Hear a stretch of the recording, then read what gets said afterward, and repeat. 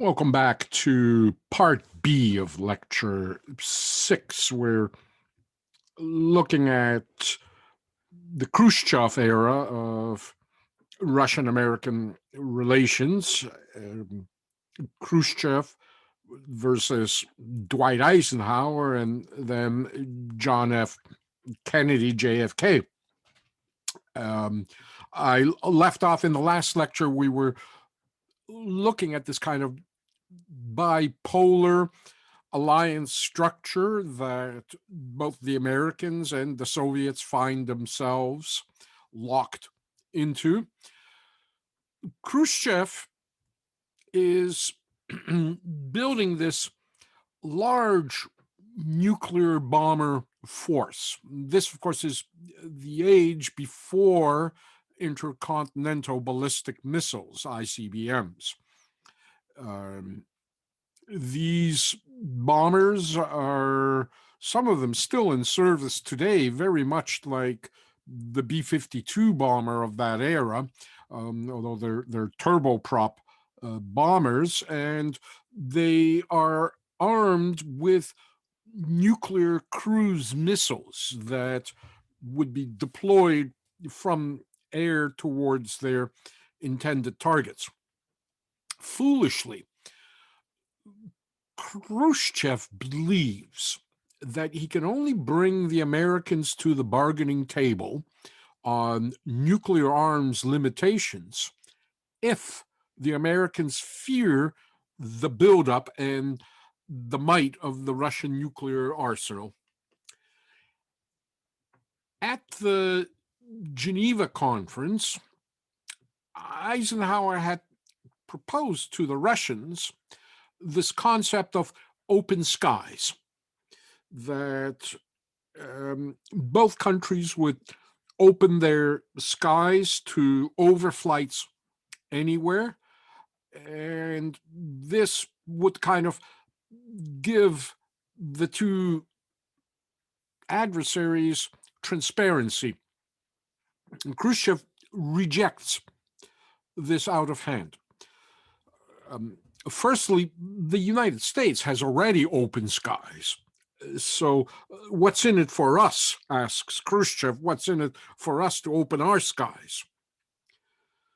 Some 200 U.S. pilots by now, flying so-called ferret reconnaissance flights over Russia in the 1950s, will have been shot down and killed in a secret air war that the U.S. only recently revealed. That there was this kind of deadly campaign of reconnaissance flights over Russia, as I say, ferret flights as they were called. And so this leads the Americans to conclude that Khrushchev is hiding the mighty extent of his nuclear arsenal. But it's a bluff. What the reason Khrushchev actually is opposed to open skies is not because he's hiding this mighty nuclear arsenal, but Khrushchev doesn't want Americans to find out just how small and puny his nuclear arsenal is, in fact. Nonetheless, the CIA concludes that there is a so-called bomber gap between the US and the Soviet Union, that the Russians have far more bombers than the Americans. And Khrushchev's bluff, of course, backfires. Instead of bringing the Americans to the negotiating table, the U.S. only accelerates its weapons programs, the exact opposite of what Khrushchev was hoping for, putting him even further behind in his own arsenal. And, the real gap, of course, is the one that the Russians were in. They were behind the American bombers. In 1957, things are even going to get more tense.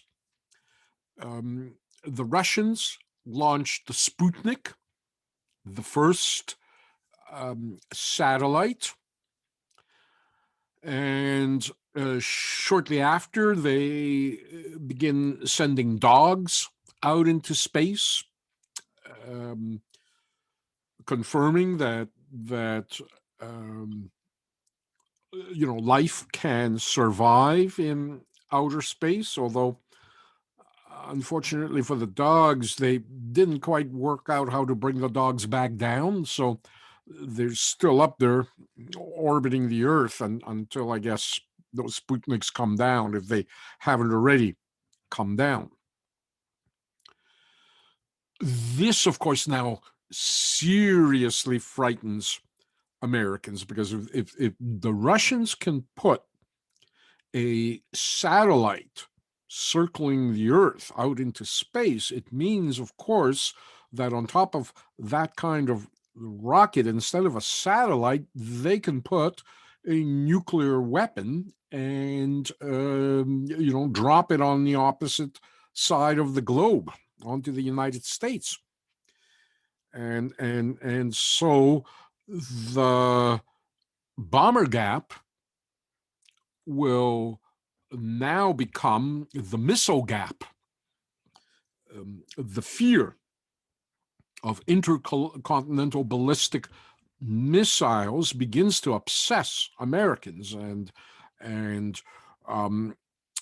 again, it's something that Khrushchev had intended, but again, it backfires on Khrushchev, because his original intention was to bring the Americans to the bargaining table. The CIA overestimates, again, the number of missiles. And of course, now the United States starts a crash program of space travel development. Essentially, NASA, the astronauts being launched into space, the race to the moon is actually all about building effective intercontinental ballistic missiles. And so now we have this new phase of the arms race that is beginning to occur after 1957, towards the end of the 50s.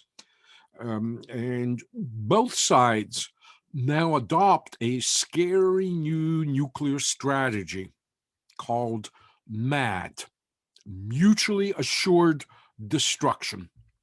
The idea is that any one country that launches a nuclear strike will mutually assure its own destruction. And so the strategy is, of course, is installing these missiles into these hard silos that can survive a first strike. And so once the enemy launches those missiles, you take the brunt. If you don't have enough time to launch your missiles before they arrive, certainly they take the brunt inside these kinds of missile silos, and then you launch your missiles against your enemy.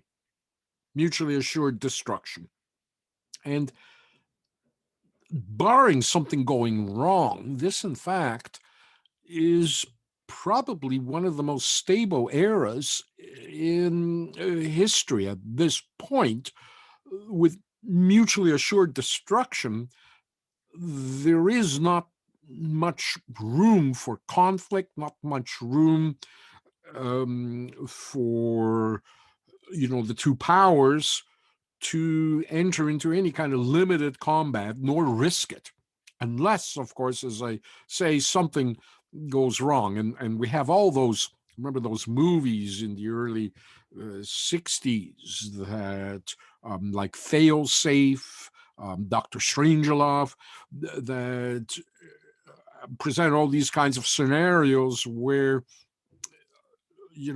mutually assured destruction occurs simply by accident. And of course, it happened before in history. The First World War was kind of a war that nobody wanted to have, but because of kind of the timetable way of mobilizing and fighting wars and mutual treaties that triggered off interventions and alliances, you saw Europe hurtle into war without wanting actually to be at war. And of course, the consequences were huge in the First World War, but in a nuclear war, thermonuclear war, the consequences are much more severe.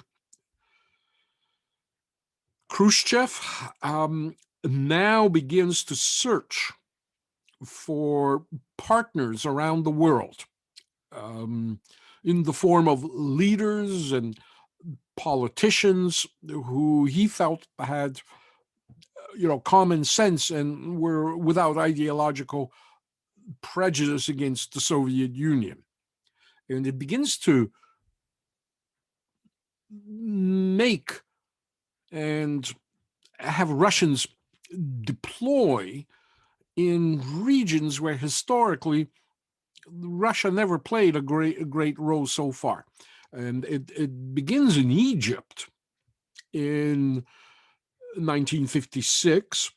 An Egyptian nationalist, Gamal Nasser, seizes power.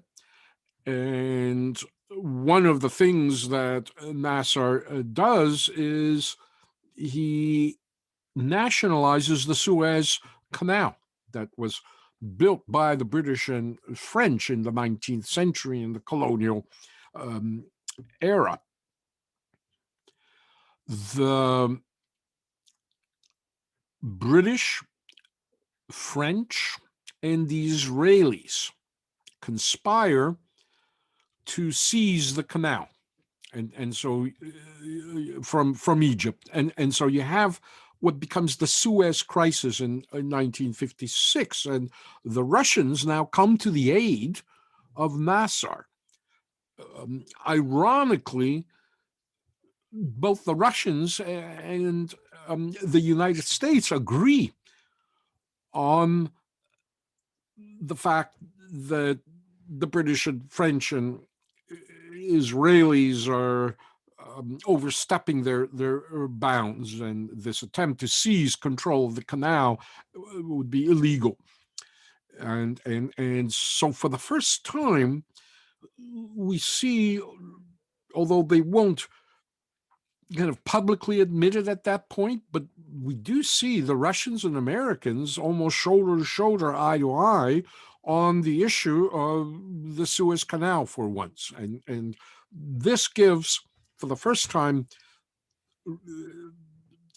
some legitimacy to the Russian government as to the Soviets as a power in the Middle East in this international crisis. As well, it begins to open Egypt to the Russians, as Nasser will eventually put in orders for Russian military equipment. The Russians, of course, will back Nasser in 1967 in that short war against Israel. And it's, not the only place where the Russians are kind of brewing mischief in the former colonial world. Eventually, Nasser will kick the Russians out when they begin to, again, overstep their presence in Egypt. But for now, Khrushchev arrives in Egypt. He will become the most traveled Russian leader since Peter the Great, taking trips to China, Yugoslavia, India, Burma, Indonesia.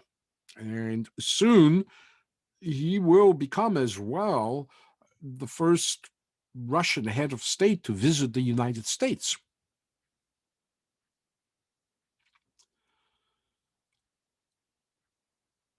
Khrushchev's early travels, of course, confuse his policy once again of détente with the United States. Places like India and Burma and China were ablaze with third world anti-colonial revolutionary fervor. And Khrushchev cannot ignore, one, the opportunities it gives the Soviet Union, but sincerely, Khrushchev sees the Soviet Union as a progressive force that fights imperialism and colonialism. And so, in a way, he cannot help himself.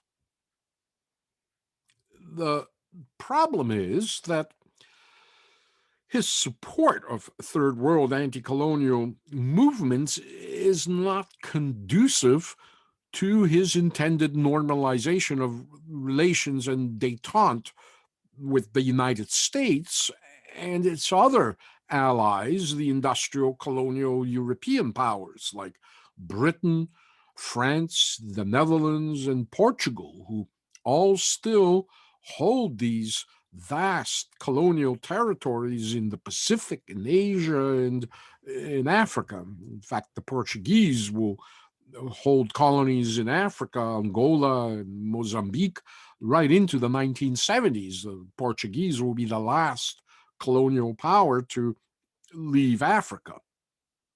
Khrushchev wants to succeed in both areas, in anti-colonialism and in détente with the United States, but he's beginning to realize he cannot do that. He faces a choice: détente or Marxist revolutionary anti-colonial expansion. And so he comes to believe that the United States and other capitalist states were in the hands of enemies more expansive and deeper than merely the military-industrial complex that Eisenhower had referred to, and that détente was not going to be as simple as he had hoped. But he's searching.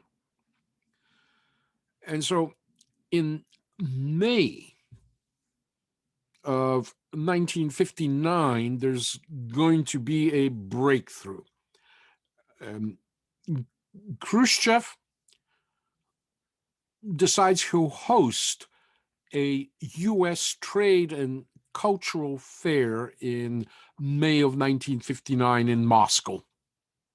And the vice president of the United States, Richard Nixon, will now attend this famous fair. You can see there's Brezhnev just behind Nixon. And you have that famous kitchen debate that takes place between Nixon and Khrushchev on, the pros and cons of both communism and capitalism. And it's a very almost amiable debate.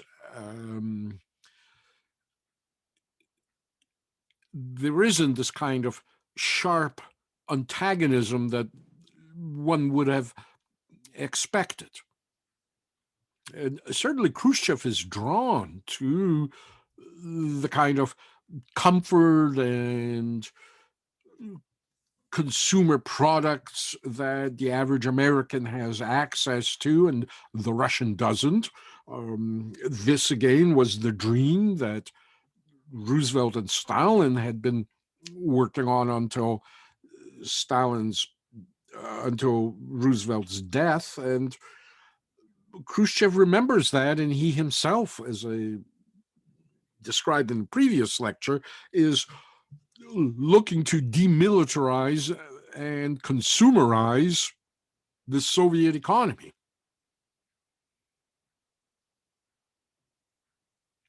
And so it sets a very kind of optimistic tone for the future, this encounter between Khrushchev and Nixon in Moscow. And of course, it's here that Nixon manages to get Khrushchev to take a drink of, as we say, the Kool-Aid, the poison, in this case, the form of Pepsi. And this is the beginning, of course, of Pepsi's journey to dominating the Soviet Union and Russia. When Khrushchev gets a taste of it, he wants it, and all the Russians around him will want it, and eventually Pepsi will be one of the most successful American companies in both the Soviet Union and later post-communist Russia. Coke will never be able to catch up to Pepsi in Russia, and of course the Communist Party, the state, will invest in Pepsi bottling plants, and Pepsi will become this big Russian product. It also opens an invitation for Khrushchev to come and visit the United States. And this is huge too. This is, as I say, the first time a Russian head of state ever sets foot in the United States. And Khrushchev will, on his arrival, be greeted by Eisenhower, and then will go on this cross-country tour from north to south, east to west, along with his wife. And it's a charm offensive. He does very well. Khrushchev is, of course, particularly interested in American agriculture and farming technology and techniques. It becomes a huge media event. This is Khrushchev touring cornfields in Iowa. And Khrushchev charms the press and most Americans that he comes into contact with his sense of humor, his appearing openness. Again, he has that jolly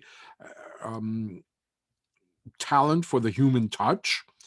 He's there at a ballpark gobbling down hot dogs.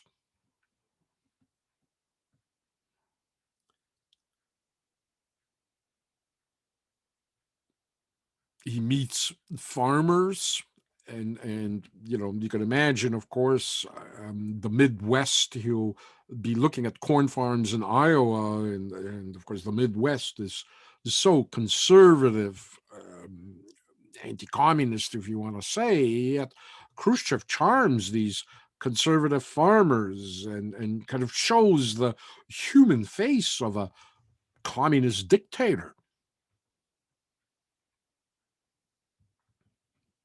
He's genuinely liked by the many Americans he meets.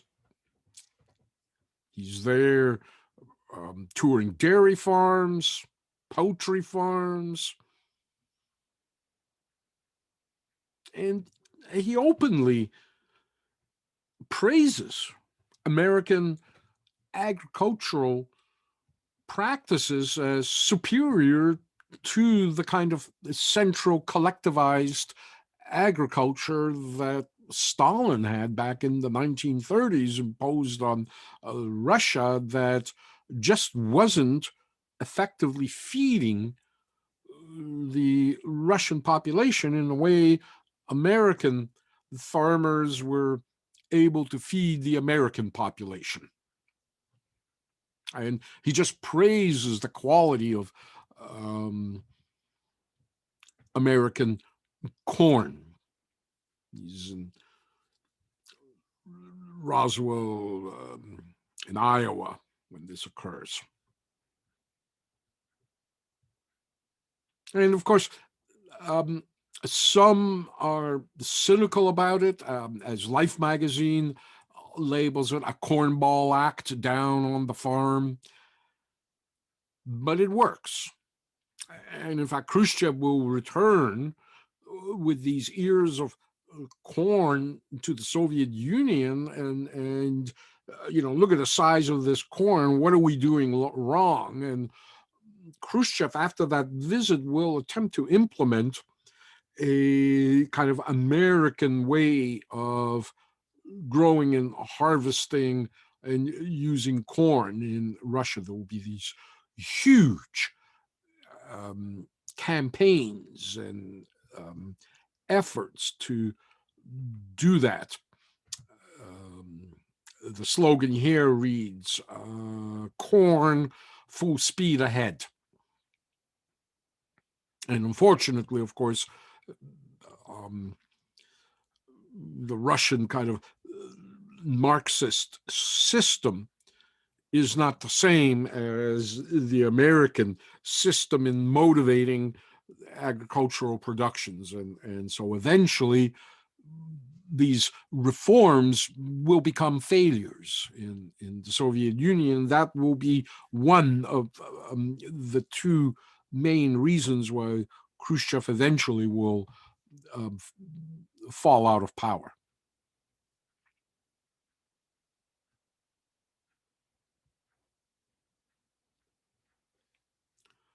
But indeed, Khrushchev does charm farmers. He goes into metal workshops, into factories, just meeting ordinary Americans and close up and showing himself. Dairy farms. What Khrushchev, however, wanted more than anything to see in the United States was Disneyland. It was his dream. Shortly before Khrushchev arrives in Los Angeles on the afternoon of 19th of September, 1959, he learns that his day's itinerary calls for him to tour Los Angeles housing projects while his wife is going to visit Disneyland, his wife and children. And so when Khrushchev says he wants to go to Disneyland too, he's suddenly told that he cannot because the security officials cannot guarantee his safety. It's unclear what exactly happened here. Walt Disney, of course, he's a staunch anti-communist, anti-unionist. His suppression of unions working for Walt Disney Productions and the Walt Disney Company is well known. Disneyland itself is located in one of the most in the most conservative county in California, Orange County. And between Disney and the Orange County law enforcement, nobody wants to see pictures of Khrushchev meeting Mickey Mouse and in Disneyland. It's not going to happen. Khrushchev is deeply disappointed. Instead, the disgruntled premier and his family are invited to attend a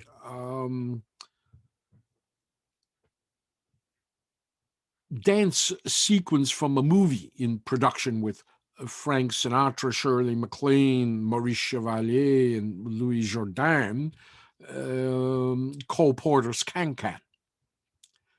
And they stage kind of the Can-Can dance for him, and Khrushchev gets to meet Frank Sinatra and Shirley MacLaine.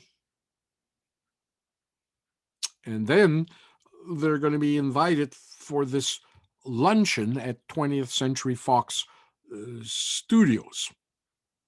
And afterwards, they were to be taken on this cavalcade tour of Los Angeles housing.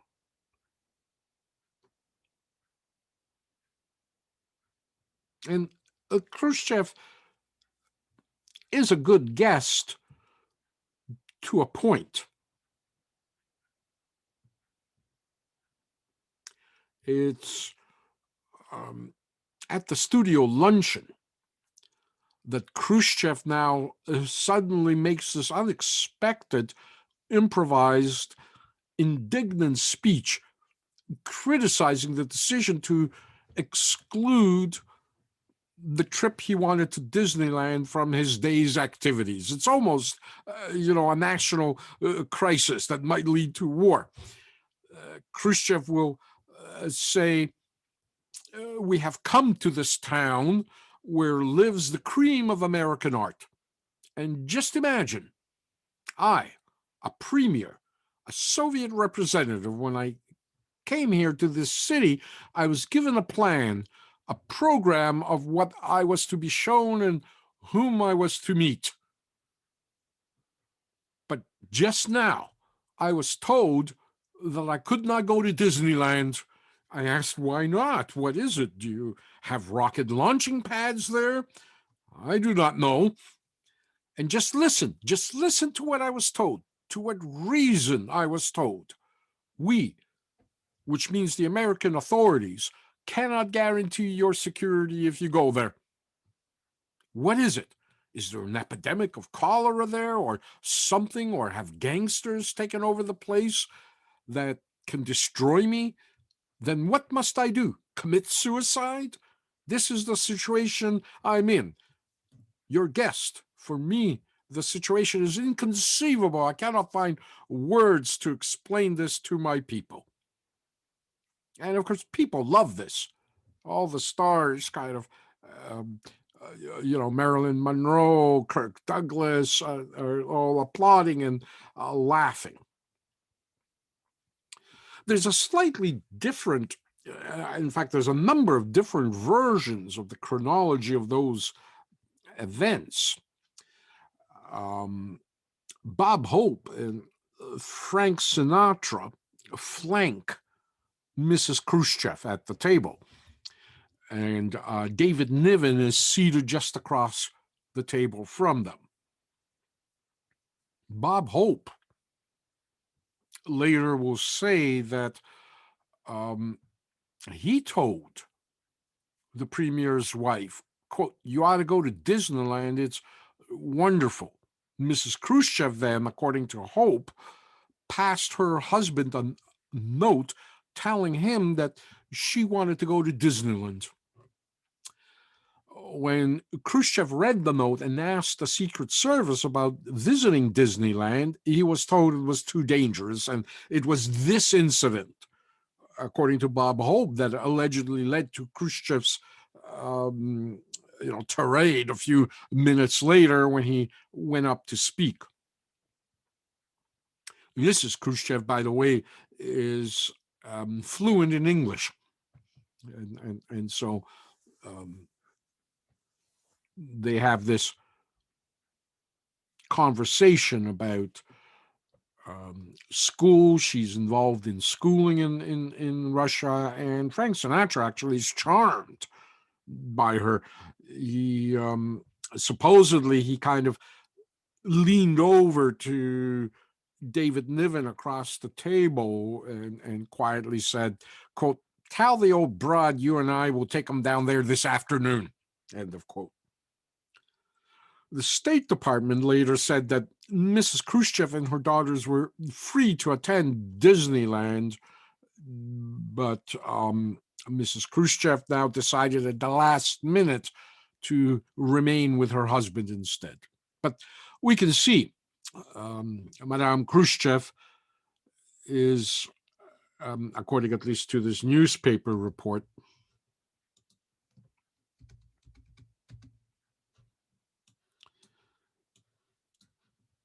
we talked about according to Sinatra, we talked about my children and her grandchildren. Sinatra said the Russian leader's wife even produced snapshots of the Khrushchev grandchildren. They were passed among Sinatra, Hope, and David Niven, who was at the same table. She swings pretty good English too, said Sinatra. Seriously, she is a darling, charming woman. She seems to have great wisdom, and I'm not using my jazzy talk either. Niven described her as absolutely lovely.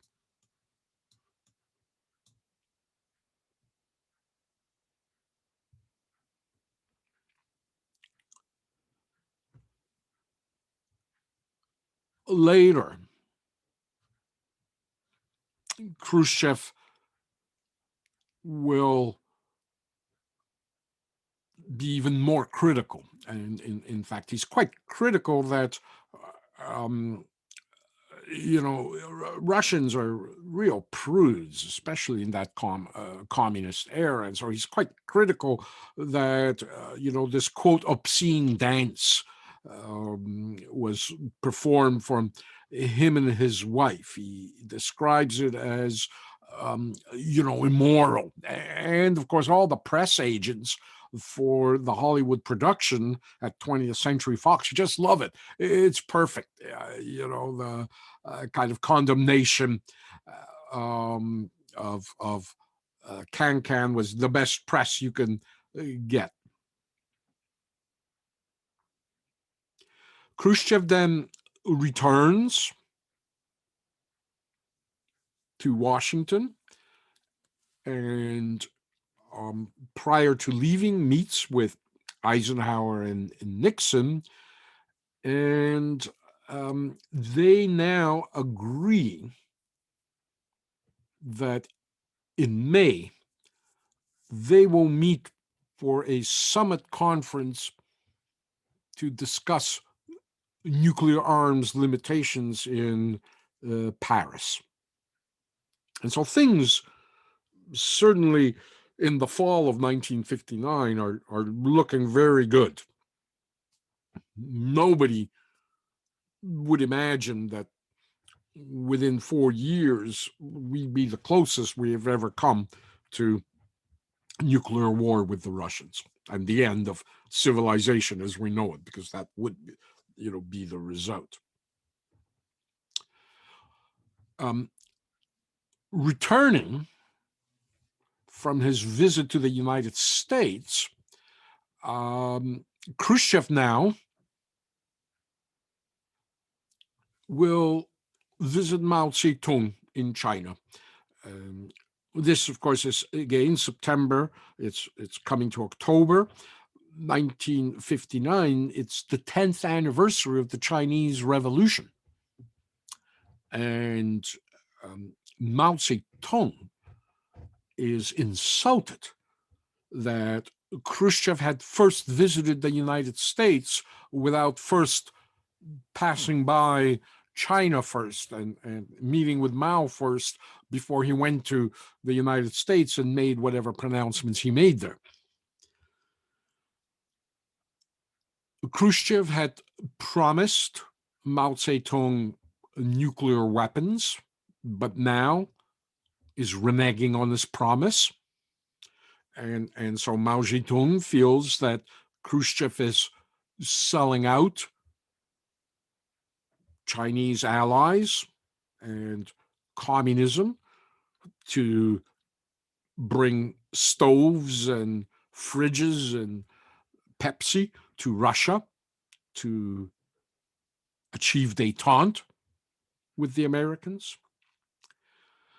He, of course, is failing in his own attempts to collectivize agriculture. It will result in millions and millions of deaths, much in the same way as it did in Russia when Stalin attempted it. And many of Mao's advisors have been, advising him. And Khrushchev will rudely tell, Mao, he says, you got to take off your rubber boots and get with it, essentially, which insults Mao Zedong, who sees so Khrushchev is a junior and is beginning to jockey himself as the kind of heir to the Marxist lineage. And indeed, in kind of Marxist hagiography, you do go from Karl Marx to Engels to Lenin to Stalin and then to Mao Zedong, not Khrushchev. Khrushchev doesn't fit into that pantheon. Khrushchev is aware that Chinese secret services are tapping his hotel room. And so Khrushchev spends a lot of time in his hotel room rhyming obscenities with Mao Zedong's name. And so once Khrushchev returns back to the Soviet Union, Mao Zedong will now accuse Khrushchev of the cult of personality and of betraying communism, and will get the kind of now split between China and the Soviet Union. They suddenly become rivals and enemies rather than kind of a united communist front. And Mao Zedong very much successfully becomes the next kind of guiding post of Marxist revolutionaries, even though they may depend on the Soviet Union in the way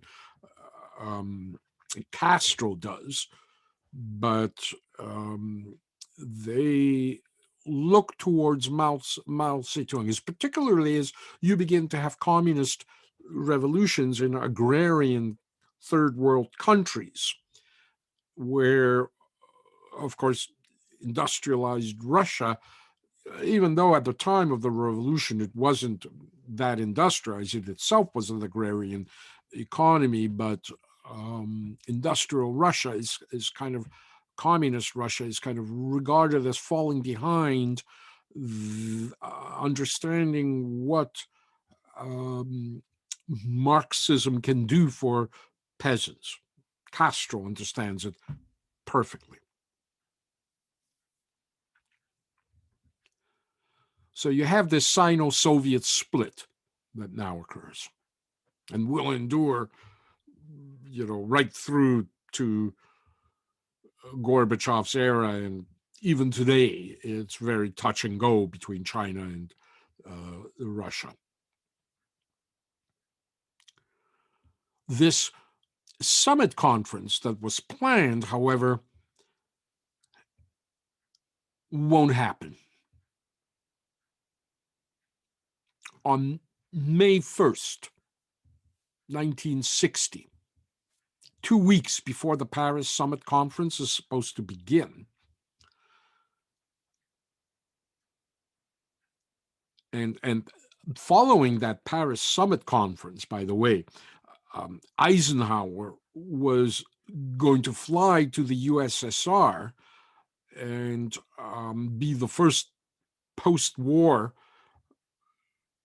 president to visit USSR. Roosevelt, when he attended the Yalta Conference, was, at least at Yalta, wasn't exactly, he never made it to Moscow or, toured the Soviet Union, but this is going to be a kind of a counter visit from Eisenhower after the Paris summit, and would have been the first time an sitting American president comes to Moscow and does what Khrushchev did in the United States. But the Russians on May 1st, 1960, and May 1st, of course, is a holy day for Marxists and Russians. It's, May Day, the day of revolution,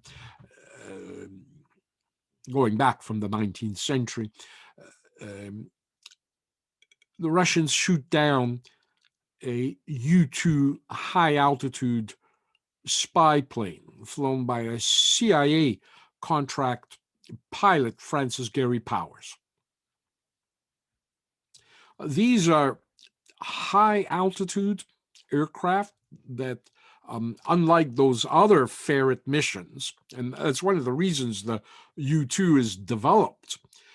It flies at an altitude of 90,000 feet. And you consider that commercial aircraft, when you travel to Europe, they fly at around 36,000 feet, 40,000 feet. This is twice the height.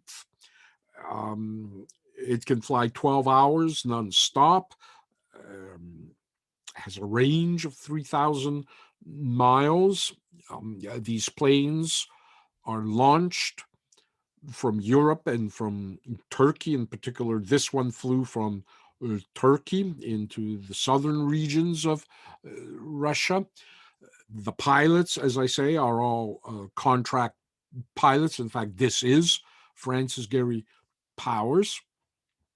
They are all supplied with a pin that is kind of soaked in cyanide, with the intention that they prick themselves and poison themselves, before they can be captured, and it's revealed that these are, CIA reconnaissance planes. There's also all these high definition cameras as well, these super lenses on the plane. And Khrushchev makes the announcement public that, well, at first, actually, he doesn't. What first happens is the plane just goes missing. And when the Russians don't make an announcement that, the wreckage of the plane was found, the Americans now cook up this story that one of their planes, weather planes, has gone missing. And they'll claim it's a weather plane later when Khrushchev actually announces that they've shot it down. And in fact, the United States will trot out a U-2 plane for the press to see, and it has NASA markings on it, suggesting it's a weather plane that NASA operates. And they claim that there was an oxygen mask failure. They ground all the U-2s to repair the oxygen system. And they claimed that the pilot just became disoriented on his flight in Turkey and accidentally crossed into the Russian border and crashed somewhere. Well, Khrushchev, of course, will now bring out the wreckage of the plane, including all the cameras aboard, and what was on the film as well, which were Russian military installations. So it's not a weather plane at all. And again, if you visit the Red Army Museum in Russia, in Moscow, the wreckage of the U-2 is there. You could touch it, and it's displayed kind of in the middle of the floor. Making matters worse, Khrushchev not only has the wreckage. Here actually is the display as it is today. Making matters worse, Khrushchev not only has the wreckage, but he's got the pilot as well. Francis Gary Powers declined to commit suicide and just talked his head off. How he was working, he's a contract pilot for the CIA. Everything that, he was doing, the U-2 program and so forth. And of course, at this moment, the Russians had just lost one of their illegals, their undercover spies in Russia, a guy who will be known as Colonel Rudolf Abel. And Abel is, even though he's a colonel in the KGB, Abel will be put on trial as a spy and sentenced to something like 19 years or 21 years in prison. He almost was put to death, in fact. And so now, tit for tat, Khrushchev brings Powers on trial, and Powers will get a 10-year sentence, which the Soviets, as the headline says, rightly assert as mild compared to, the sentence that Abel has. And of course, as you saw that Tom Hanks movie, the two will get exchanged over a bridge in Germany rather than doing their sentences. Francis Powers will eventually become a helicopter traffic commentator in Los Angeles, and one day he will crash in his helicopter, I think in the 1960s, if I'm not mistaken, maybe even 1970s, and that'll be the end of Francis Powers. But Khrushchev, until the last moment, is intending to go to the Paris peace conference, and he's already arriving at the airport when suddenly he changes his mind. He decides not to take this sitting down and cancels the Paris conference because of this U-2 incident. And it's always mystified a little bit historians why exactly he did that. Is just another example of Khrushchev losing control of his temper, another kind of example of his erratic policies? Why exactly did he at the last minute cancel this conference that he had worked so hard on making happen?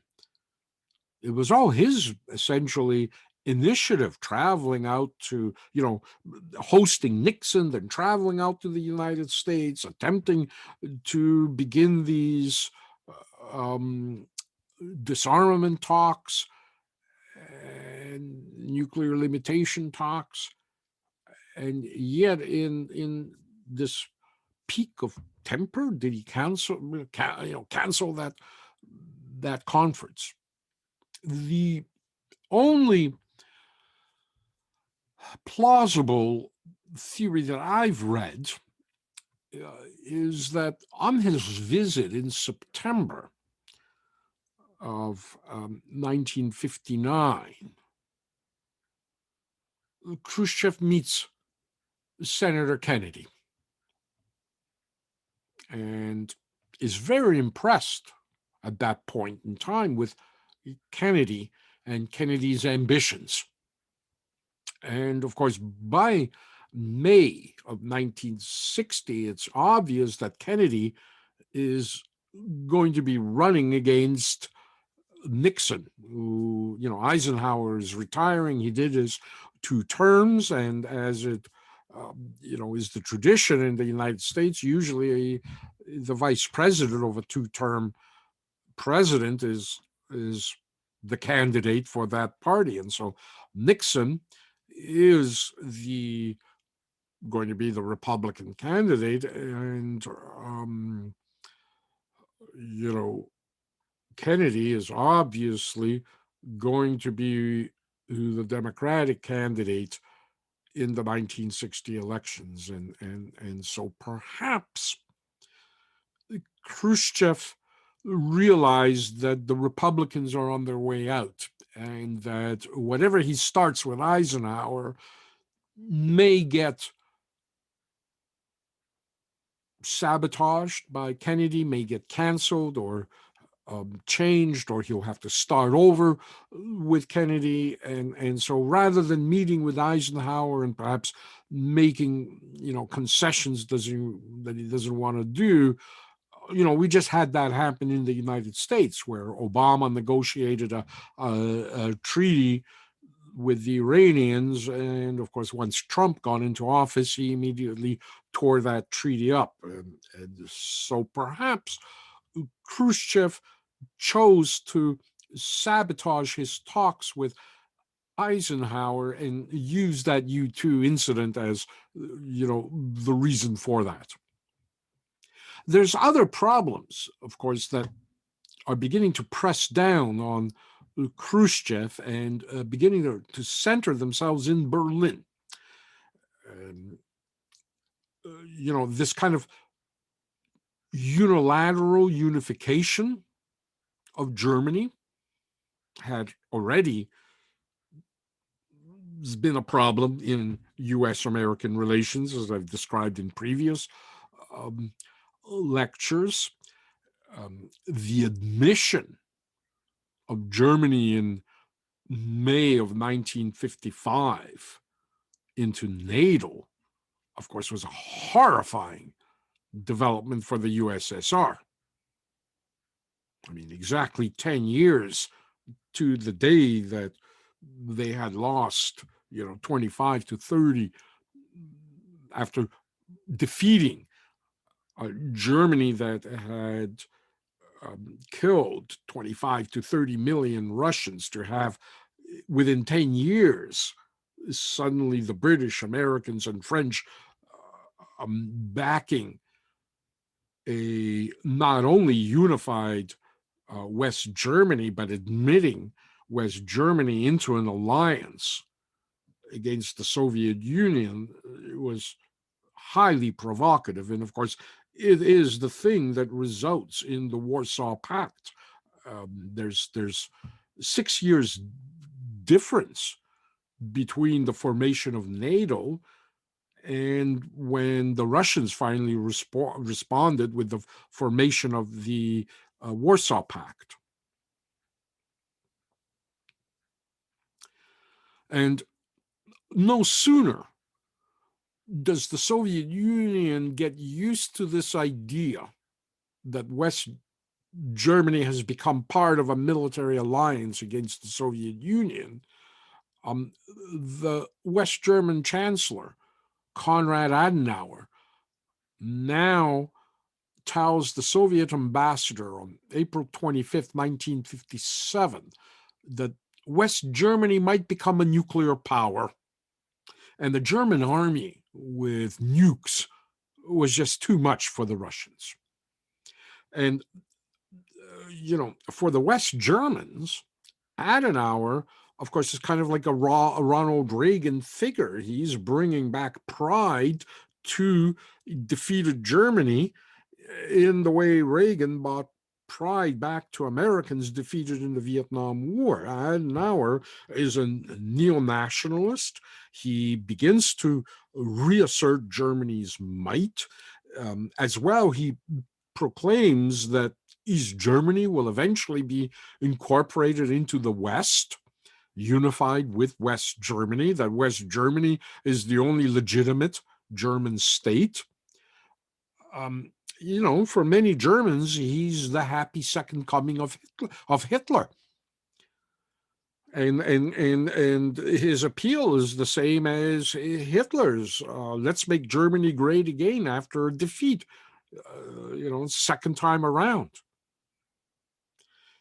And so by the spring of 1958, Khrushchev sends a message to the West German chancellor that any attempt by West Germany to acquire nuclear weapons would terminate any further discussions of a reunified Germany as far as the Soviets are concerned. The West German response is to now pass a resolution authorizing the nuclear armament of West German armed forces.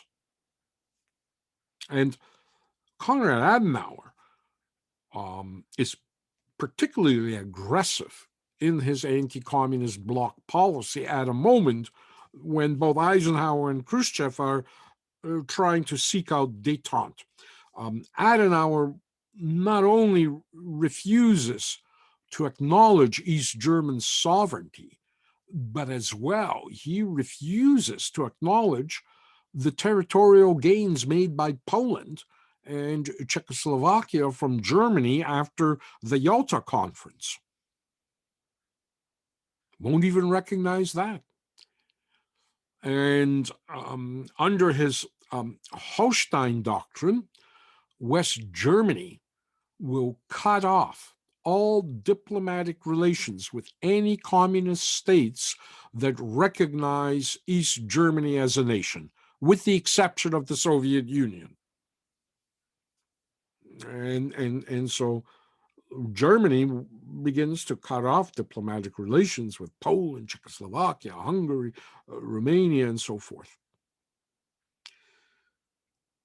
Khrushchev becomes convinced that the Germans were stalling for time in the hope that their economic miracle would take hold and then pull not only East Germany, but Poland and Czechoslovakia, the most industrialized of the Soviet bloc countries, out of the Soviet sphere and into the West.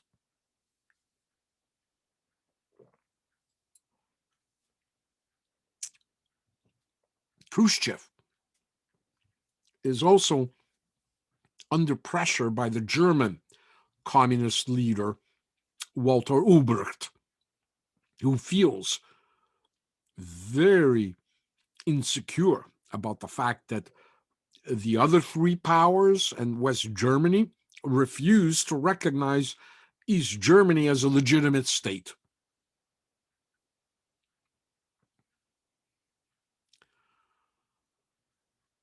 And so now, in December of 1957, NATO makes a move that many of us forget when we think about the Cuban Missile Crisis that's coming on the horizon. December 1957, the NATO nations endorse a U.S. proposal to accept nuclear weapons into their stockpiles. It's primarily a response to the Soviet threat of ICBM missiles. And the U.S. now deploys IRBMs, intermediate range ballistic missiles, in England, Italy, and Turkey, making the Soviet Union now well within the range of these weapons.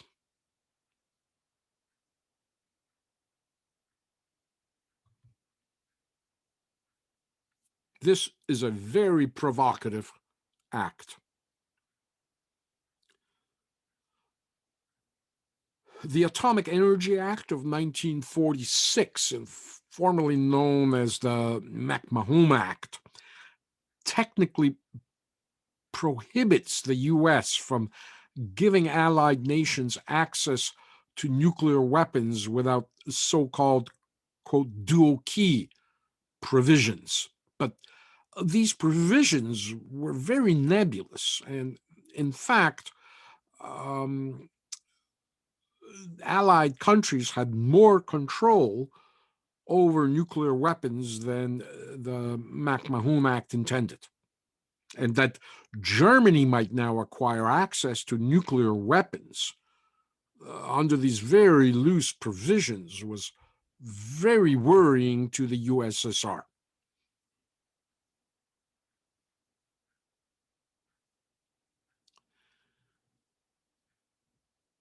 In Germany now, of course, is going to become kind of ground zero for increasing tensions. At the same time,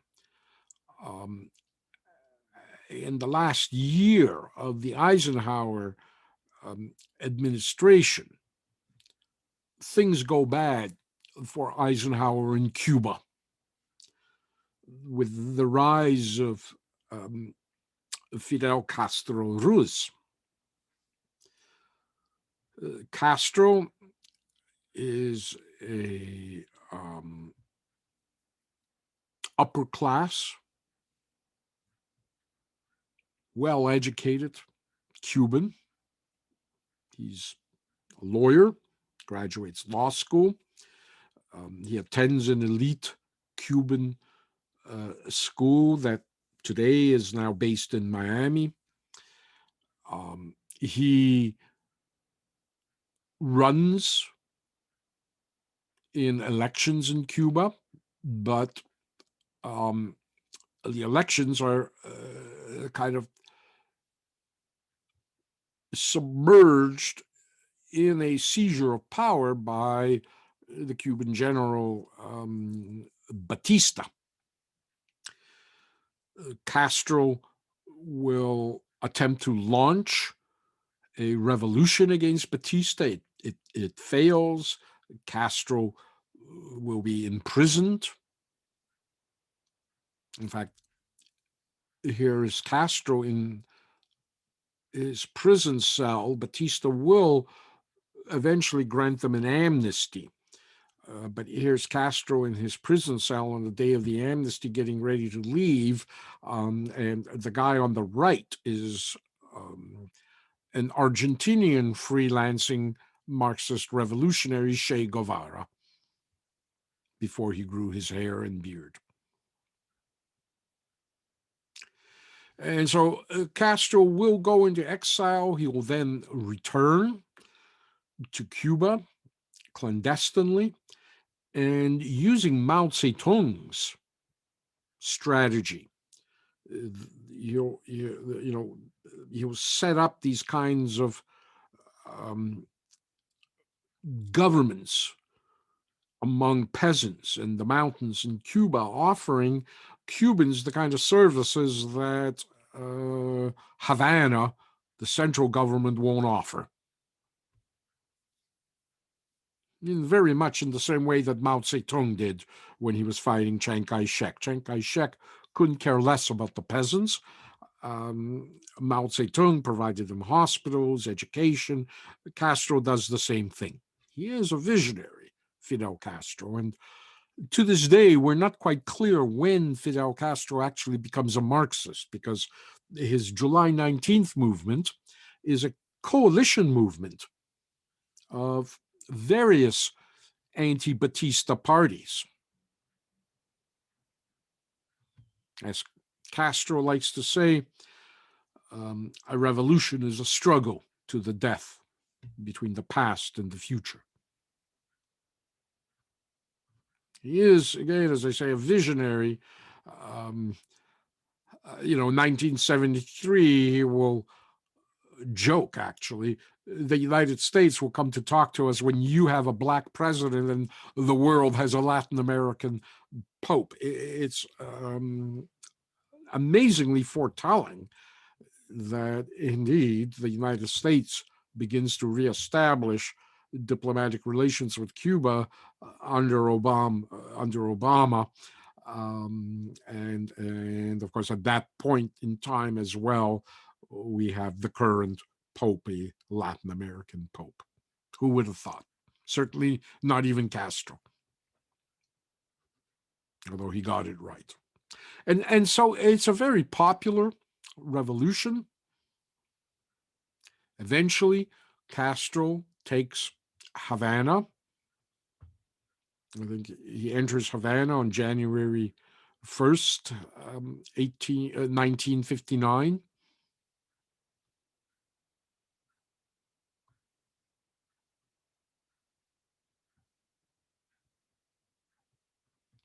And as I say, it is a popular revolution that is not seen as a Marxist revolution.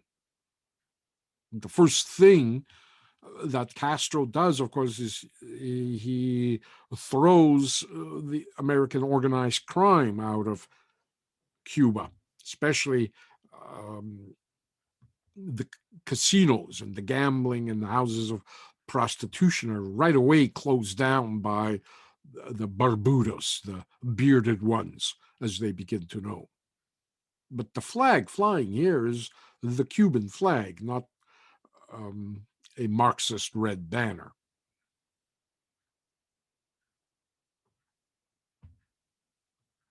And the 26th of July movement in Castro is actually lionized by Time magazine, by the American press. Castro speaks some English and he makes for great interviews. He's this heroic figure. Um, he will be invited by the U.S. Press Association to be their guest in the United States. He'll come to New York, and immediately he establishes himself as well in the eyes of the American left as this figure when he, rather than staying at some luxury hotel in Manhattan where heads of state stay, he chooses the Hotel Teresa in Harlem. And, you know, here he meets with Malcolm X, for example. He hosts civil rights activists at the hotel. Um, those Americans who want to interview him and see him have to travel up to Harlem, a place that, white middle class Americans wouldn't dream of stepping foot in those times. He is hosted and feted by various society groups, university clubs. Everybody wants Castro. They love him.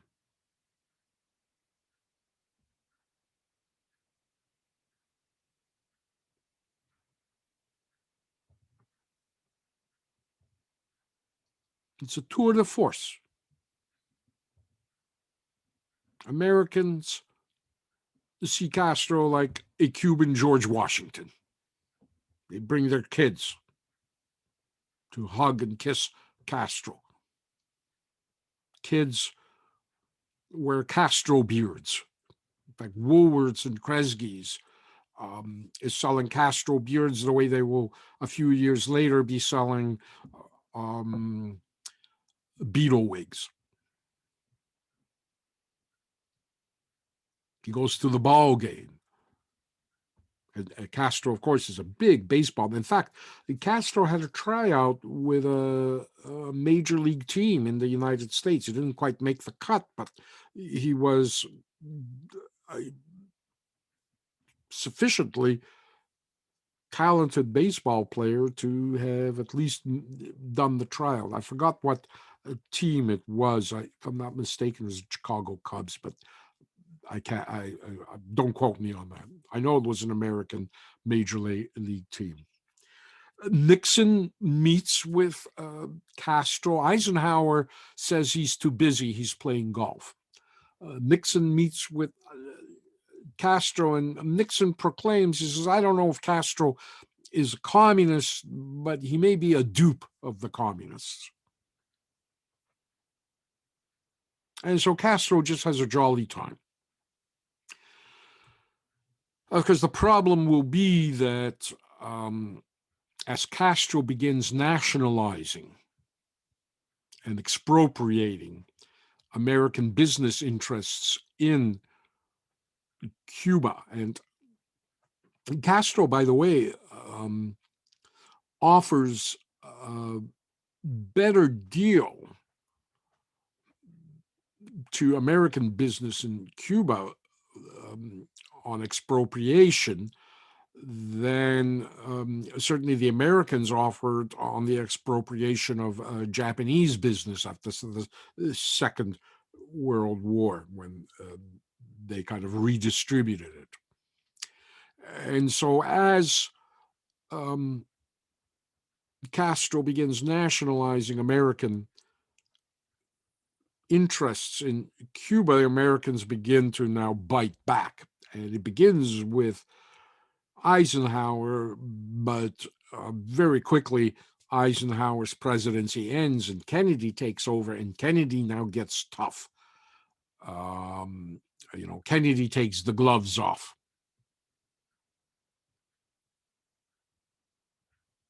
Cuba must not be abandoned to the communists.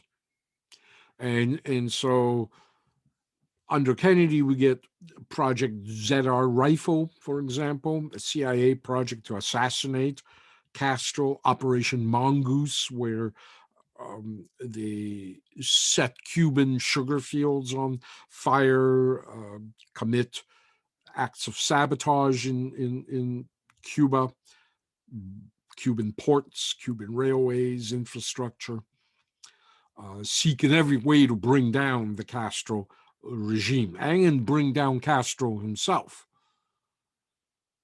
Kennedy was not a nice guy. He was ruthless, in fact. And so there are approximately 634 attempts on Castro's life. They range from things like attempting to inject botulism into Castro's cigars, putting poison in his drink. Castro liked to scuba dive, and so they attempted to put an explosive shell at the bottom of the sea where he scuba dives, assassinate him just simply with a sniper rifle. There's an attempt to give Castro a gift of scuba gear, also infected with botulism, exploding pens or pens with kind of a lethal toxic needle that would pop up if he takes it in his hand. So all these different plots to kill Castro, all of them failing. The mafia participates in some of these plots on behalf of the CIA because, of course, the mafia wants to get back into Cuba. This is before, of course, Atlantic City gambling is legalized. So certainly for East Coast Americans, Cuba is much closer than Las Vegas and a much better climate and much more open in terms of prostitution as well than Nevada is, although not anymore today. And so as Castro will say, if surviving assassination attempts were an Olympic event, I would win the gold medal. What really puts Castro's back to the wall, and by now Castro has openly admitted that he heads a Marxist regime and has suppressed all opposition. He's become the dictator that he will be. Operation Zapata, April 17th, 1961, known as the Bay of Pigs, is going to occur very early in Kennedy's presidency. The operation is cooked up by Allen Dulles, the head of the CIA, under Eisenhower, but Kennedy inherits Dulles, leaves him in place as the director of the CIA, and inherits Operation Zapata as well. The idea is to land Cuban exiles with American support, but making it look like the Cubans organized this invasion themselves. And Dulles believes that once this invasion begins, the Cubans will rise up against Castro. I don't know, maybe it's senility by that point. Dulles is getting quite in old age, or kind of tunnel vision. Once you invest in an operational plan, you're going to see it through to the bitter end, even if you're getting bad news. There was no way the Cuban people were ready to rise up against Castro at this point. And it's going to be a disaster.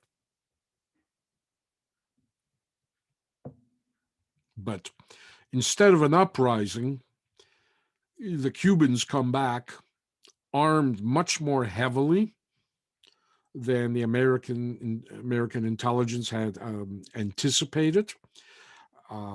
Kennedy chickens out as the Cubans are landing on the beaches and withdraws their air support because he realizes that the Cubans have better anti-aircraft weapons than American intelligence had estimated, and he worries that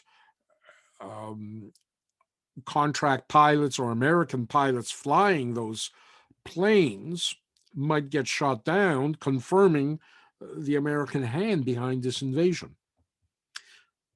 The perfect failure, Kennedy, Eisenhower, and the CIA at the Bay of Pigs by Trumbo Higgins is a good account of what happened at the Bay of Pigs. And so a lot of these Cuban exiles will be found trapped on the beach without air support and either massacred or captured by the Cubans. And Kennedy will have to ransom them out. And of course, the whole Cuban exile community will now just turn on Kennedy, including Ted Cruz's father, who, of course, will be linked at least to Lee Harvey Oswald. Whether his father was involved in the assassination or any plot to assassinate Kennedy is a whole other issue, but he is linked to Lee Harvey Oswald when Lee Harvey Oswald is handing out hands off Cuba leaflets in New Orleans. But there is certainly a call for revenge among the Cuban exile community, and there are all sorts of conspiracy theories that, with the Cuban exiles who assassinated Kennedy. Conspiracy theory number 632. People who wanted to kill Kennedy, the line would go around the block. But it's a huge embarrassment and failure for this new president.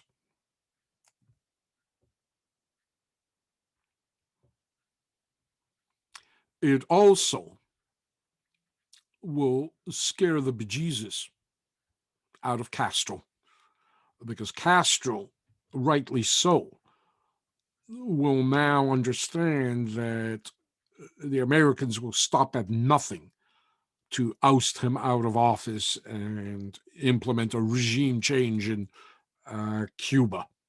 He's right up against this massive, powerful nation, a little island of Cuba, 90 miles from Florida, from the Florida Keys.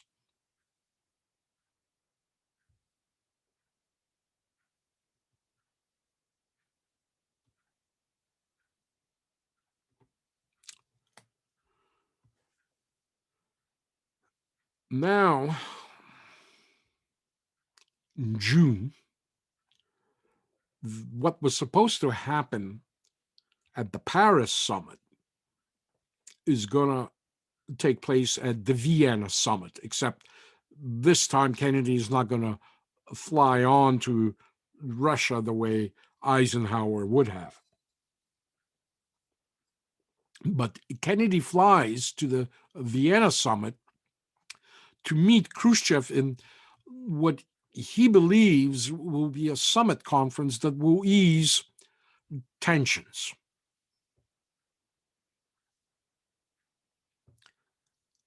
His advisors warned Kennedy not to attempt to debate Khrushchev on politics or ideology.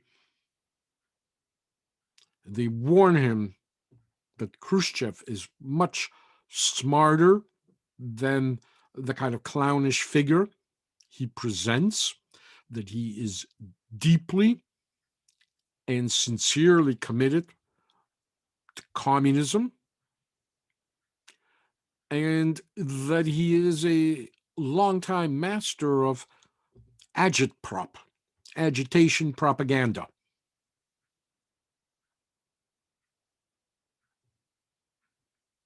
Making matters worse, Kennedy is accompanied by a doctor known as Dr. Feelgood.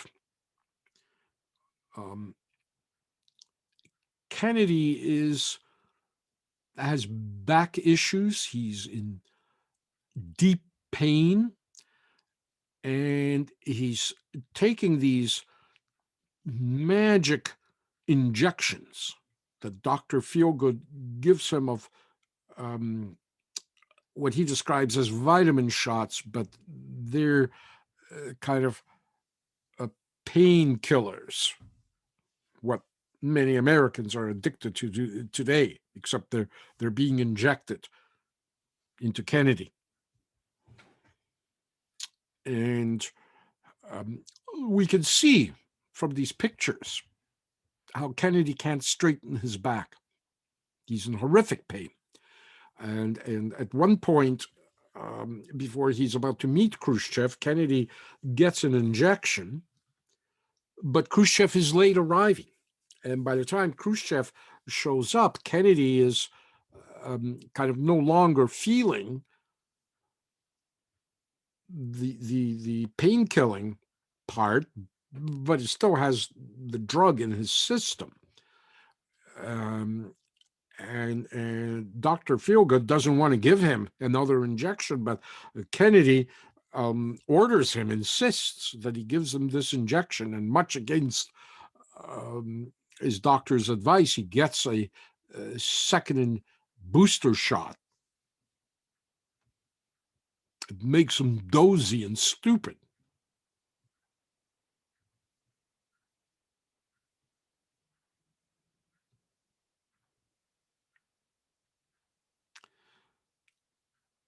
And so now Kennedy begins to accuse Khrushchev of interfering in other countries' sovereignty. And Khrushchev, a long master of agitprop, very quickly and undiplomatically begins to rattle off the American history of interfering in other nations' business, from Cuba and Guatemala to Iran and Laos and Vietnam, very quickly exposing Kennedy's argument that the USSR, by its pursuit of world communist revolution, is interfering in the natural order in the world, while the Americans, in pursuit of global capitalist markets, are not. Khrushchev, in fact, thinks it's ridiculous. And moreover, Kennedy has just 2 months ago launched an invasion that everybody knows was American engineered of Cuba.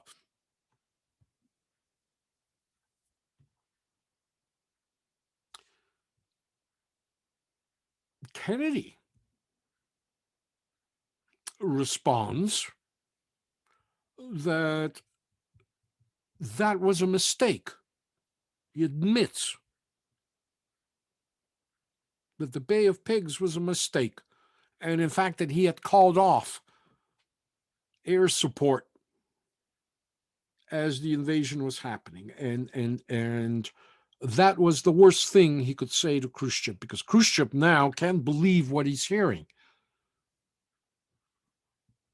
Khrushchev, of course, can't understand how someone who commits such a drastic act as launching an invasion gets cold feet in the first hours of the invasion, having gone all the way to launch it. And on top of that, then admits that he's wrong. And now Khrushchev makes a mistake. Khrushchev mistakes that for a lack of will, that Kennedy is weak and frightened and meek, which Kennedy actually is not. And now Khrushchev begins to press at Kennedy. And it starts getting ugly. They now start throwing threats at each other. At one point, they go out in the garden with their interpreters.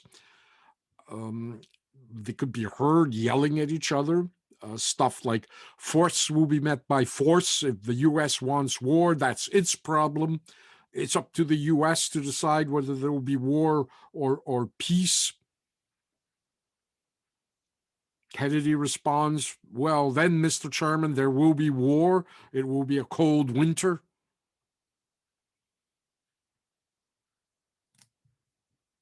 And now, Khrushchev, the peace treaty with Germany has not yet been signed by the Russians. And now Khrushchev threatens that he'll sign a peace treaty with East Germany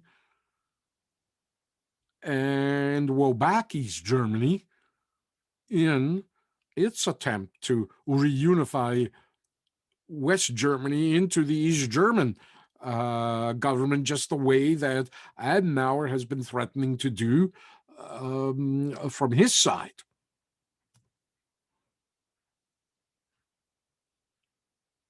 The Vienna Conference is a disaster. Instead of opening a route to a limitation treaty, arms limitation talks, it actually accelerates the tensions.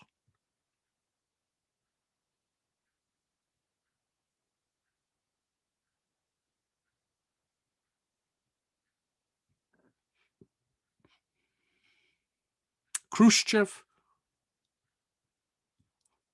leaves the conference convinced that Kennedy is weak and indecisive. And as I say, Kennedy's comments that he had inherited situations he did not necessarily approve of from previous administrations, i.e. the Republicans and Eisenhower, further convinces Khrushchev that Kennedy is not fully committed to holding his ground.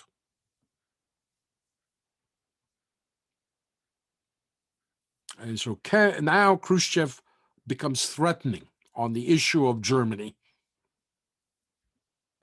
He wants the Americans now completely out of Berlin, the Americans, French, and British, or else.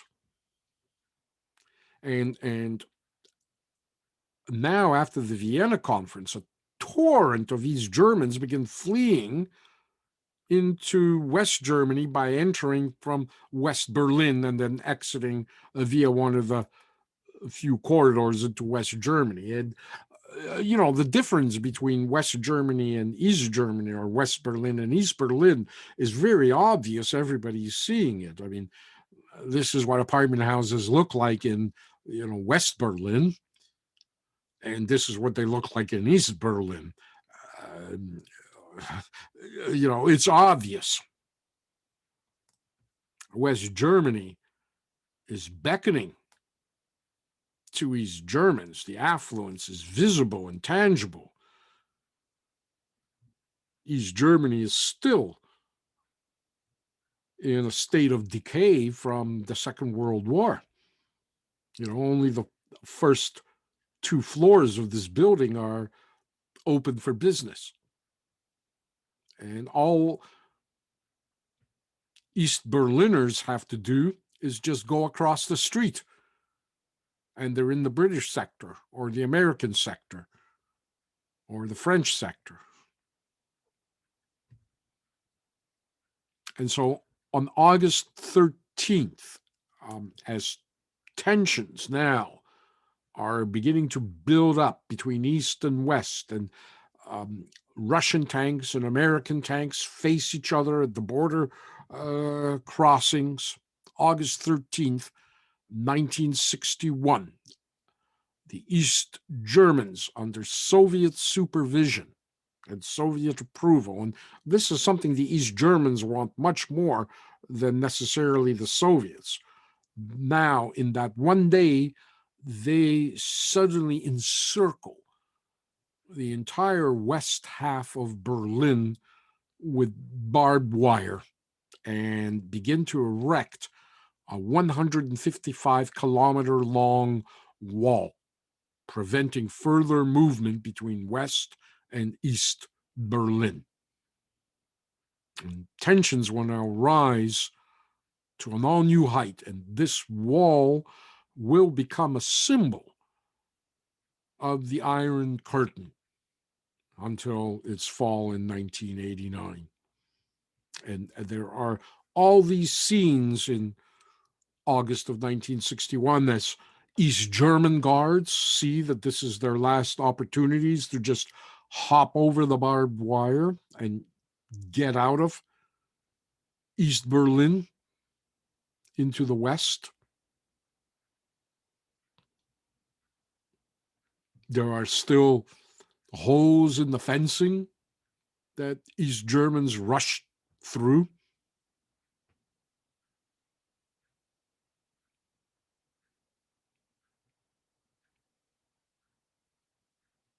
Some leap from buildings which straddle the border.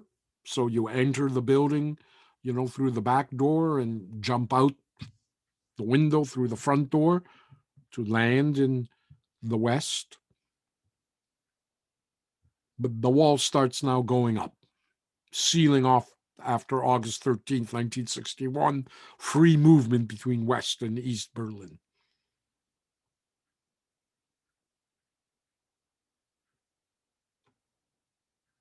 And over the years, the wall will become more complex, more elaborate, and will bite deeper and deeper into East German territory, to the point that many people living in East Berlin actually don't see the wall itself. They can't even get close to it from their side.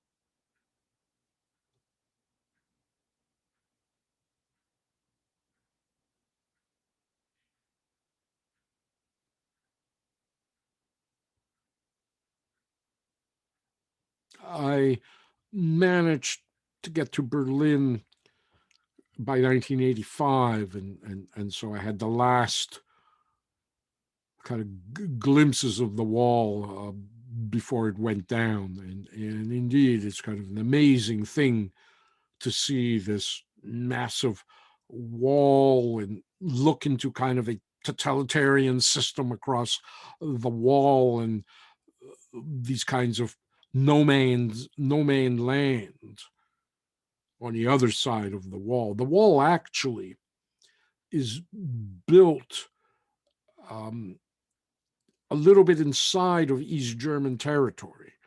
For example, this here is actually still East German territory.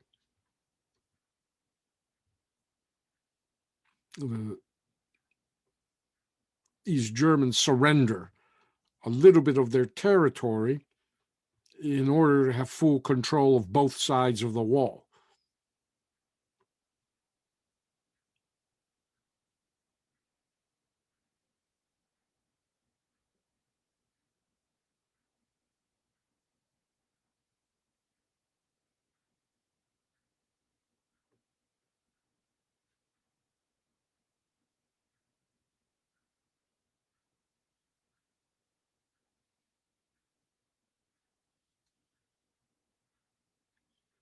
The wall sometimes, as I say, it surrounds all of Berlin. Sometimes it takes these little fingers and curves and peninsula in it. And I know what you might be thinking as you look at this uh, picture here. Um, oh, sorry about that. That doesn't look like a big deal. I mean, why can't I hop over this little fence here, and it's only what, 8 feet maybe to the wall, and over the wall you go and you're out. But of course, the way these security zones and perimeters are layered, you wouldn't even get down this road. You wouldn't even get into this road, let alone near this fence. People probably here who live in these houses are all employed by the East German border guards or the VOPs, the Volkspolizei, the People's Police, or the Stasi, the Staatssicherheit, state security, and so forth. So, as much as it looks like this wall is entirely hoppable, it isn't. Here you can see how the wall just goes all the way around. Um, for a while, later in the 60s, West Berliners will be allowed to visit East Berlin. But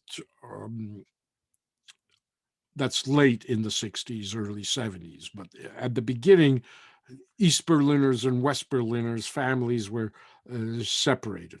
So you would transit from West Germany through, for example, Checkpoint Bravo here into West Berlin.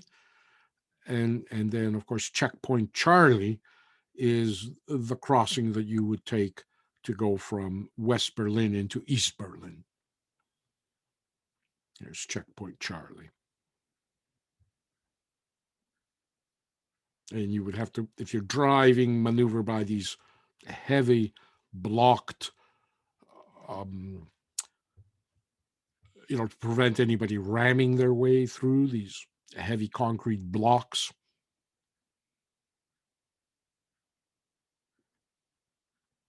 And again, around you go and around you go. It's almost like a labyrinth to slow down your vehicle.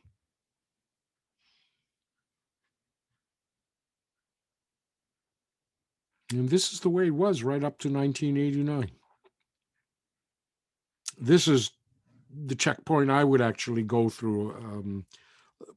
Probably this photograph was taken around the time I was there, 1985, because I remember that construction site and these kinds of trailers. You would present your passport as you come in by this first guard post.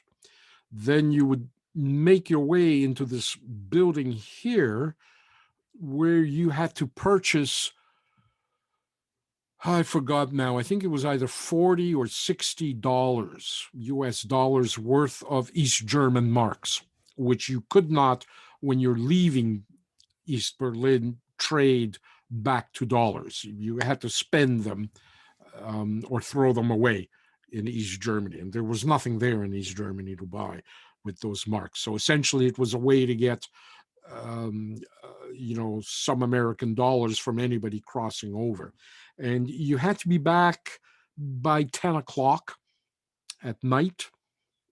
So it's only a day visit pass that you would be able to get. You probably could get a longer visiting visa if you made a formal application. But if you just showed up there with a Canadian passport, as I would, you can go in for the day, but by 10 p.m., you had to have returned, or else you're in trouble. And I made a big mistake. Um, I thought, uh, I'll go see a different part of Berlin and return through a different checkpoint. And when I got there, of course, it was a little bit after 9, and they tell me, oh no, you can't exit through this checkpoint. You've got to go back to the checkpoint through which you entered. I don't know why, but that's how it was. And so it was kind of a desperate race through a city I was not quite familiar with, East Berlin, to get back to this checkpoint so I could get through it by 10 p.m.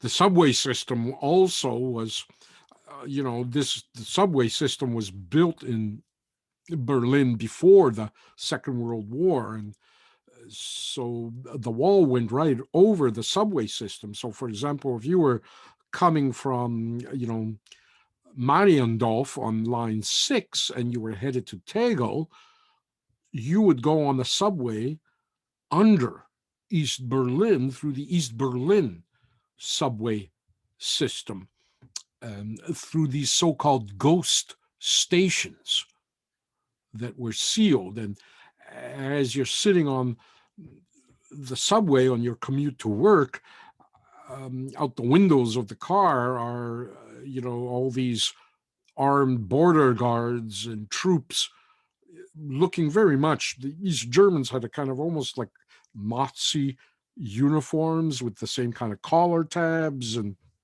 field gray and those, big German jack boots. So it was like very creepily like being in Nazi Germany.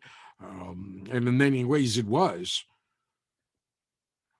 But trains, of course, would just go through these ghost stations from West Berlin under East Berlin and out to West Berlin. And in every station as well, there were these like bunker pillboxes as well.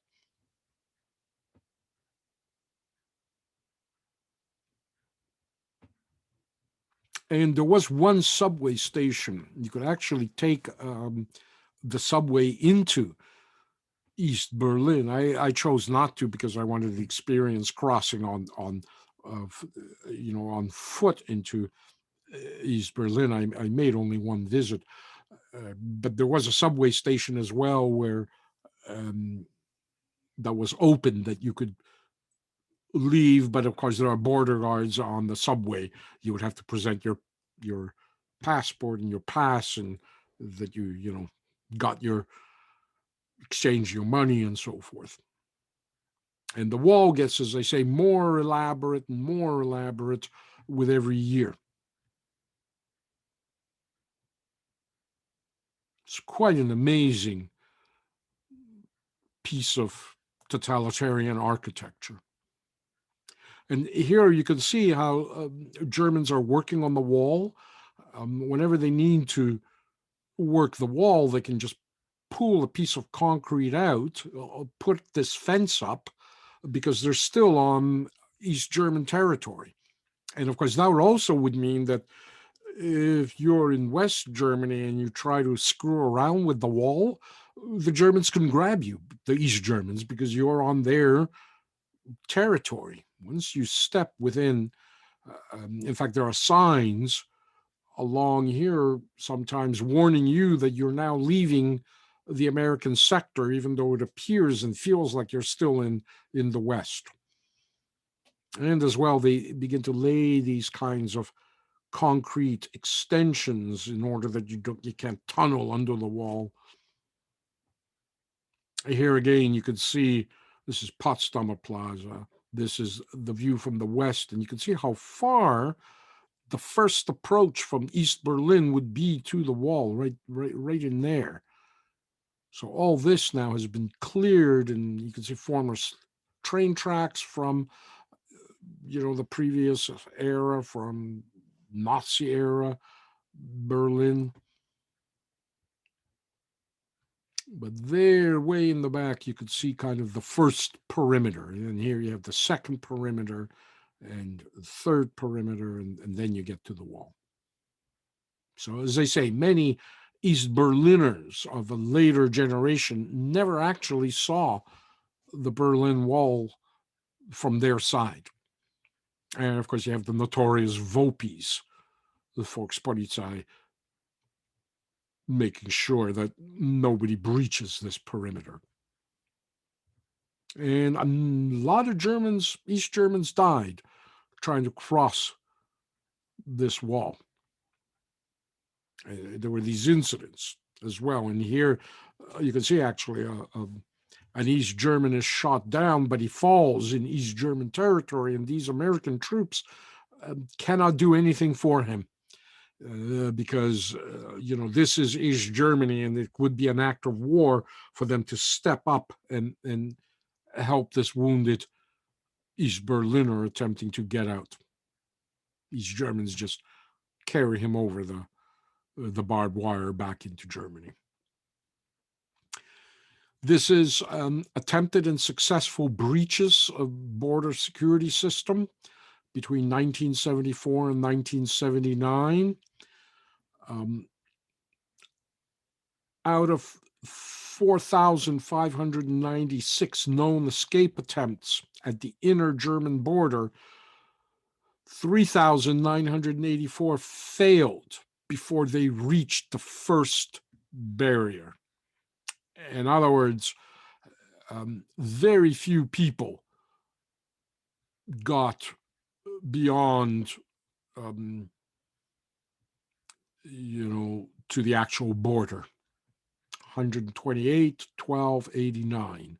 Everyone else is stopped inside of East Germany before they get to the first security strip by just this kind of repressive police system that the Stasi had instituted, where everybody was informing on each other. And of course, just to get across the first fence line immediately sets off alarms. And then you got to get across landmines, explosive devices, guard towers, then the actual wall.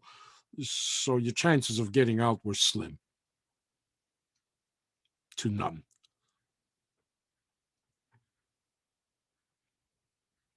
And of course, as well, the East-West German border is fortified in the same way as the Berlin Wall is. And as well, you got to remember that on the west part of West Berlin, of course, is countryside by there. It's the suburbs. And so it has some parts of West Berlin begin on its fringes to have the feel of a countryside. And so again, you can see how you have this fence line here, but the border is actually here. And I did go on a few trips out there just to look at the countryside there. Again, here is the actual wall tower on the other side of it, but the border lies here. And you step over here, you're game. Even though, it's a tiny little fence here, you're now on their territory. Blown bridges along the way like this. And sometimes as you're walking, along the perimeter, you suddenly encounter East German guards, what looks like they're in West Germany. But again, in fact, it's they've, opened the gate and stepped into what looks like West Germany, but actually it's East Germany.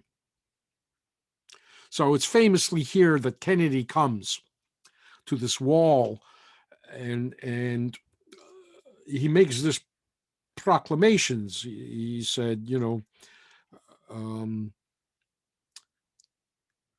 everywhere where Berliners are seeking democracy, and we are with anyone who seeks democracy. I'm Berliner. I'm a Berliner. Not realizing that, of course, what he's actually saying, Ich ein Berliner, means I'm a donut. A Berliner is a kind of a German slang for for a donut. But certainly these Germans appreciate that. But there's nothing much Kennedy can do. 2 months later, October 31st, 1961, after Khrushchev had implemented a unilateral moratorium. That's one. Another thing he does is he stops testing nuclear weapons in the hope of showing goodwill and being the first one to take the initiative to show goodwill for arms limitations talks. And so after a moratorium of several years, the Soviets now detonate Tsar Bomba, which is the largest man-made explosion in human history. It's a 50,000 kiloton bomb. That's a 50 megaton bomb. It was actually 100 megaton bomb, but they cut the yield in half because, first of all, they realized at that point they were testing it inside of Russia in a Siberian region. And so the Soviets realized that there's no way that an airplane dropping that bomb could survive the blast. And they wanted to drop it from the air to test its deployment in that way. There was no way that the plane could get far enough away from this detonation. And the other thing, they were worried that the bomb would, 100 megaton bomb would melt the polar ice cap. And so they cut it in half, 50 megatons.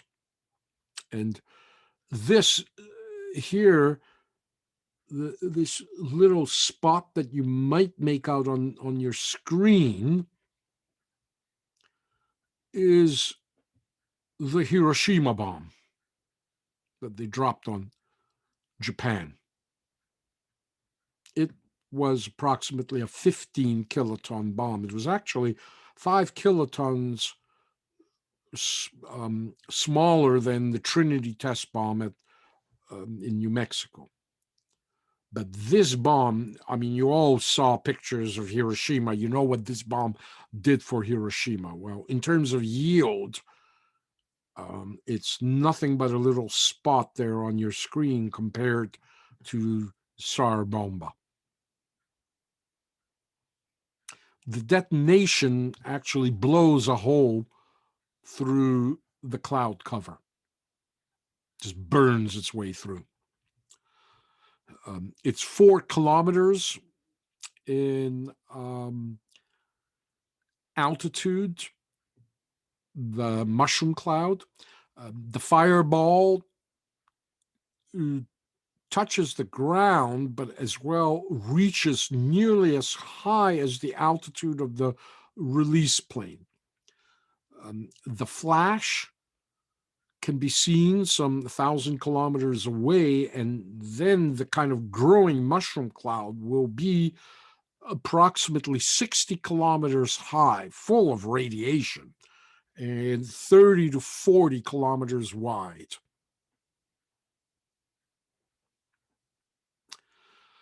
The duration of the fission fusion detonation is 39 nanoseconds. A nanosecond is the distance light travels over a foot. So 39 nanoseconds. It's 3.9 times 10 to the power of 8, negative to the power of 8 seconds. The power the bomb is 5.3 yotta watts. A yotta watt, 5.3 yotta watts is 5.3 times 1024 watts to the power of. So this detonation in 39 nanoseconds is equivalent to the 1% of the power output of the sun. So the detonation is history's single most powerful device ever used in history of humanity for an explosive. As I say, the flash is seen from 1,000 kilometers away. It just lights up everything like a like a flash bulb, except over, like I say, 1,000 kilometers distance, a radius of 1,000 or diameter of 1,000 kilometers away radius. The people who were closer, up to a distance of 100 kilometers away, and would bring their hand up to their eyes, this is what would happen to their hands. The flash from this bomb at 100 kilometers distance would burn right through people's hands. Third-degree burn. Nobody anticipated this damage. And so this is, of course, the Russians' response to the deployment of nuclear mid-range missiles that put Moscow in range from England, Italy, and Turkey. In the meantime, throughout 1962, Kennedy continues approving acts of sabotage, blowing up fuel facilities, again, setting sugarcane fields on fire in Cuba, Operation Mongoose, continued attempts to assassinate Fidel Castro, Operation ZR Rifle. The Joint Chief of Staff are getting so desperate that in 1962, they proposed something called Operation Northwoods. It's intended to use false flag operations in order to justify intervention in Cuba. And among some of the false flag operations that were considered were terrorist attacks inside the United States that would be blamed on the Cuban government. And of course, operational plans like these are always tossed about. They were eventually rejected. However, Operation Northwoods will lay kind of a imagined precedent for 9/11 conspiracy advocates that, the United States had engineered actually the World Trade Center as an excuse to take out Saddam Hussein eventually in Iraq. But certainly, the Joint Chiefs of Staff did present this as a option, this plan to do exactly that in 1962. As well, Kennedy's holding these huge military exercises in the Caribbean off the coast of Cuba, and it convinced both Khrushchev and Castro of Kennedy's intention to openly invade Cuba. although Kennedy actually had no concrete plans to do so at the time. However, he felt it was, plausible. And so Castro now fears that his time is running out. Kennedy is coming for him. If he can't get him assassinated, Kennedy will just deploy militarily in Cuba. As well, Castro sees that Kennedy, contrary to the myth, is actually escalating troop deployments into Vietnam as well. I forgot how many 1,000% troop deployments in Vietnam increase under Kennedy, but under Eisenhower, when Eisenhower left office, there was something, I think, like 540 U.S. advisors in South Vietnam. When Kennedy is assassinated, there are thousands by then. And it's a myth that Kennedy wanted to bring them out of there. Nothing of the sort happened. But again, that's another lecture.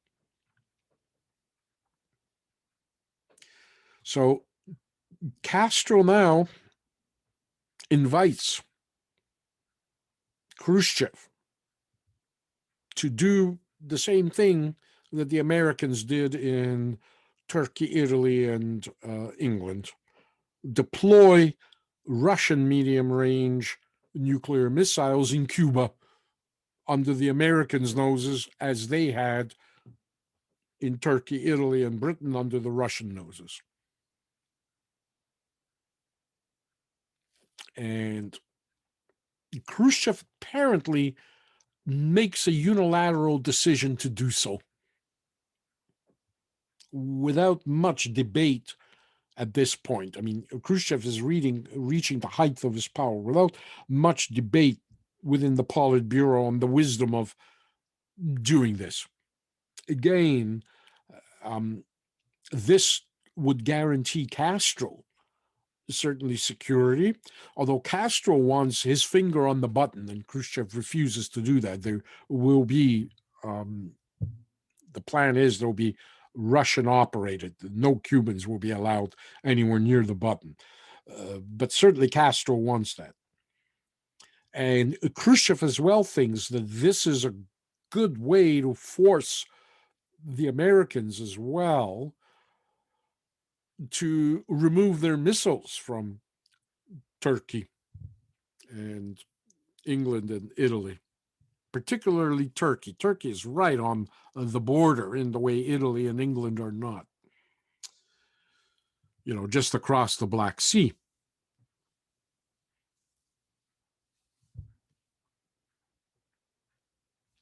And so now they become very tight. It's not just the deployment of nuclear missiles, but as well, Khrushchev has been buying up Cuban sugar that the Americans have been boycotting.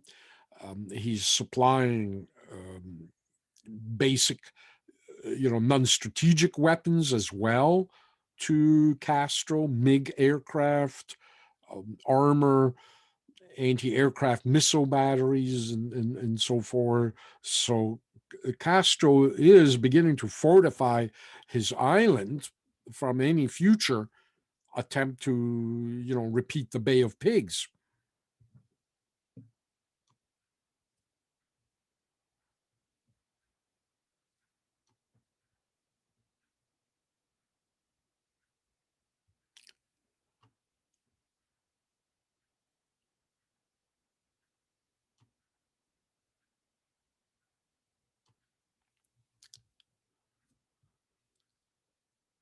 American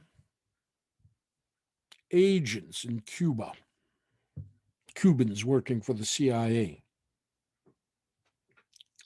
begin to report in the summer that some days telephone poles are sawed down on certain highway routes. This leads analysts at the CIA to assume that something long is being transported along Cuban roads that can't make a turn, and therefore you have to cut down the telephone pole in order for the delivery to be made before putting it up again. And so when they follow the routes where these telephone poles are cut down to their ultimate destinations, they begin to pick out targets over which they send aerial surveillance aircraft. Again, this is still before the era of satellites, the satellite reconnaissance. What the aerial photographs begin to reveal are so-called Star of David patterns at certain locations.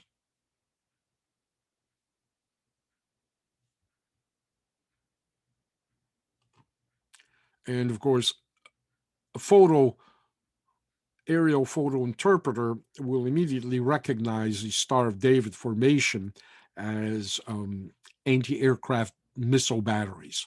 The reason you have that kind of geometric figure is so that you can easily move munitions from one battery to another on this kind of geometry. And so as they begin to now focus in on what exactly are these missile batteries protecting, they now begin to identify medium-range ballistic missiles being installed in Cuba. And Americans now realize that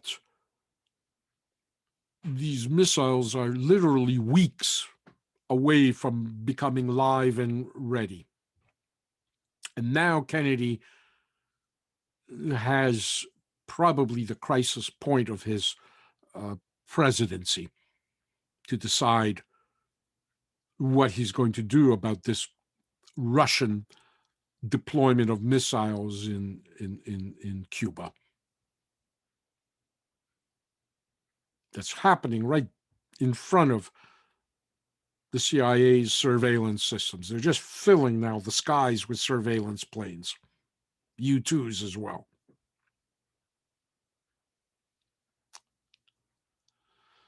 They eventually conclude that these missiles will have Washington within range, at least, and perhaps even further, but definitely Washington will be in range of the missiles. And Kennedy now has to decide whether to make a preemptive strike, invade Cuba.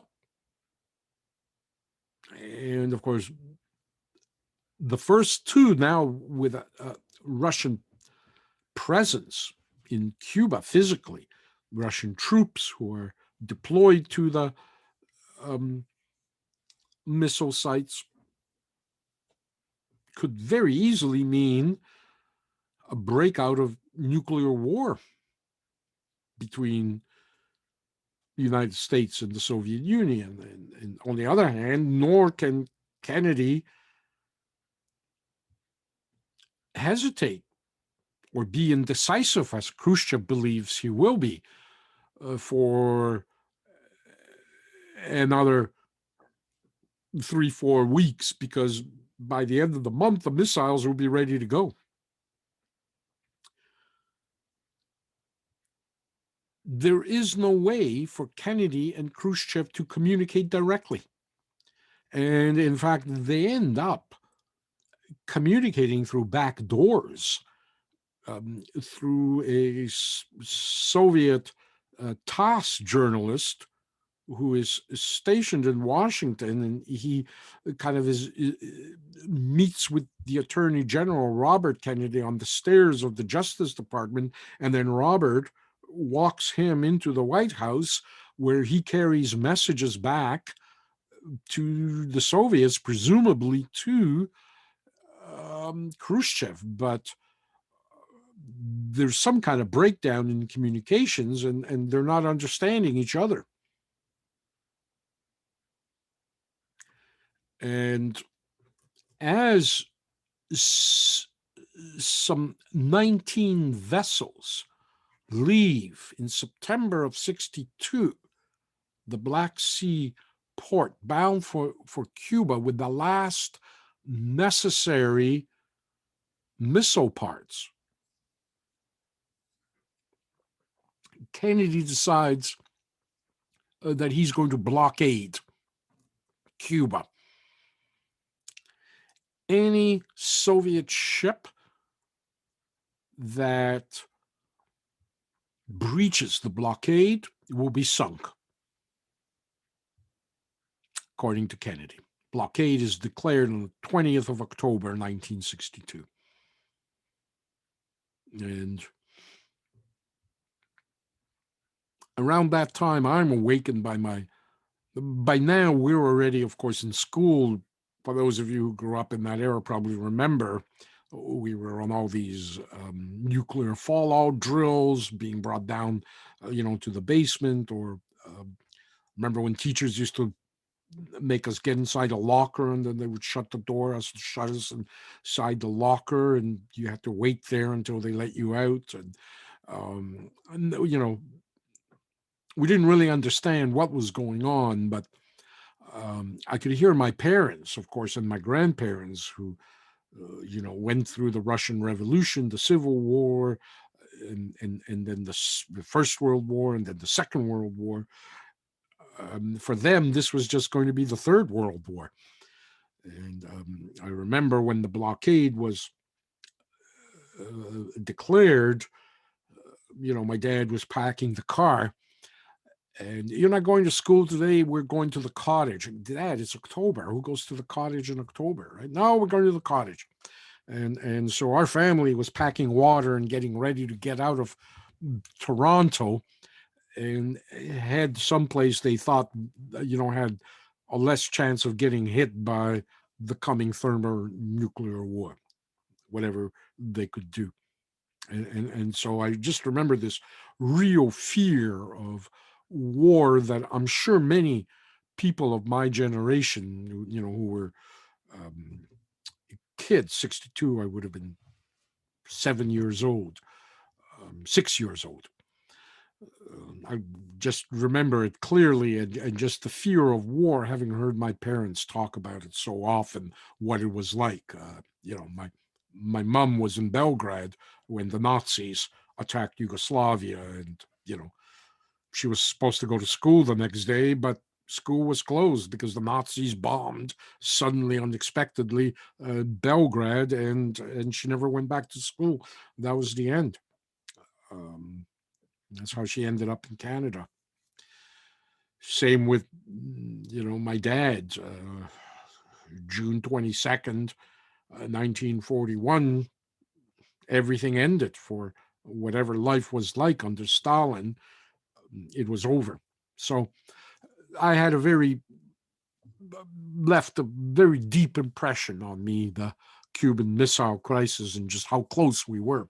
And I just remember watching, reports on television as the ships were approaching closer and closer. And, we knew one ship down and it could be, probably would be, nuclear war. Who was going to blink first? And on October 24th, Khrushchev blinked first. He ordered the 16 ships to return.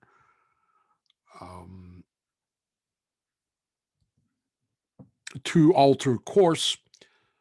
One, the Bucharest, manages to slip through and get to Havana without being sunk. But it was over. And I think, we see these pictures afterwards of U.S. Navy destroyers escorting these ships with the missiles. You could actually see them on board, and in fact, just to show what was aboard, there was film footage of Russians like pulling the tarpaulins off as American helicopters flew over the ships, and they saw the missile parts on the decks as these tarps were pulled off of them to show that these ships actually were carrying back the missile parts back to the USSR.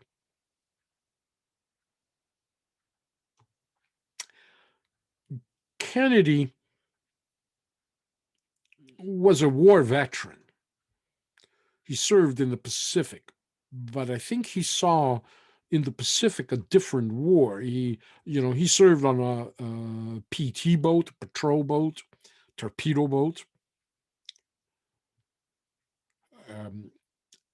He never really fought amongst civilians on the ground. I don't want to say it was kind of a luxury war. And of course, Kennedy's PT boat was rammed by a naval destroyer. Kennedy had to, he made a lot of political hay out of this, how he, rescued his crew. Of course, he wouldn't need to rescue his crew if he hadn't gotten himself rammed by a Japanese destroyer. To this day, nobody can figure out how that actually happened. But nonetheless, I mean, this is the kind of view he had of war. Khrushchev, he saw war in the midst of a civilian population, in the midst of a great big city that he saw leveled as if a nuclear bomb had landed on it. He smelt it, he felt it, he saw it. He was with people suffering in that city, this catastrophic destruction of Stalingrad. And I think it left an impression on him, thank God. And it led him to blink first. And Stalingrad maybe saved us simply because Khrushchev was there. Not known, not made public, is that the Russian withdrawal of the missiles from Cuba, the deal was that the Americans would quietly withdraw their missiles from Turkey. And if I'm not mistaken as well, they were removed from Italy. And that, of course, was the whole point of why Khrushchev deployed those missiles in Cuba in the first place. The other thing is that the Americans pledged that they will never attempt to invade Cuba by force, a pledge that they've kept, because certainly there was nothing stopping, the Americans still in the 1960s to take out Castro, the 70s or 80s, even Ronald Reagan as he's invading Grenada, Panama. He still would not break that pledge and invade Cuba. So Khrushchev did successfully secure Cuba from American invasion, and he got those missiles out that were pointed at Moscow. So in many ways, it's more a victory, I would think, for the Soviet Union in the end than it actually is for the United States, despite it appears like, we caught the Russians and we, confronted them and pushed them back across the line and so forth. Not exactly what happened. As a result, first of all, the red phones were installed for the first time. Now, a president can talk directly to a Soviet or Russian leader. Both realized the kind of monsters they potentially are.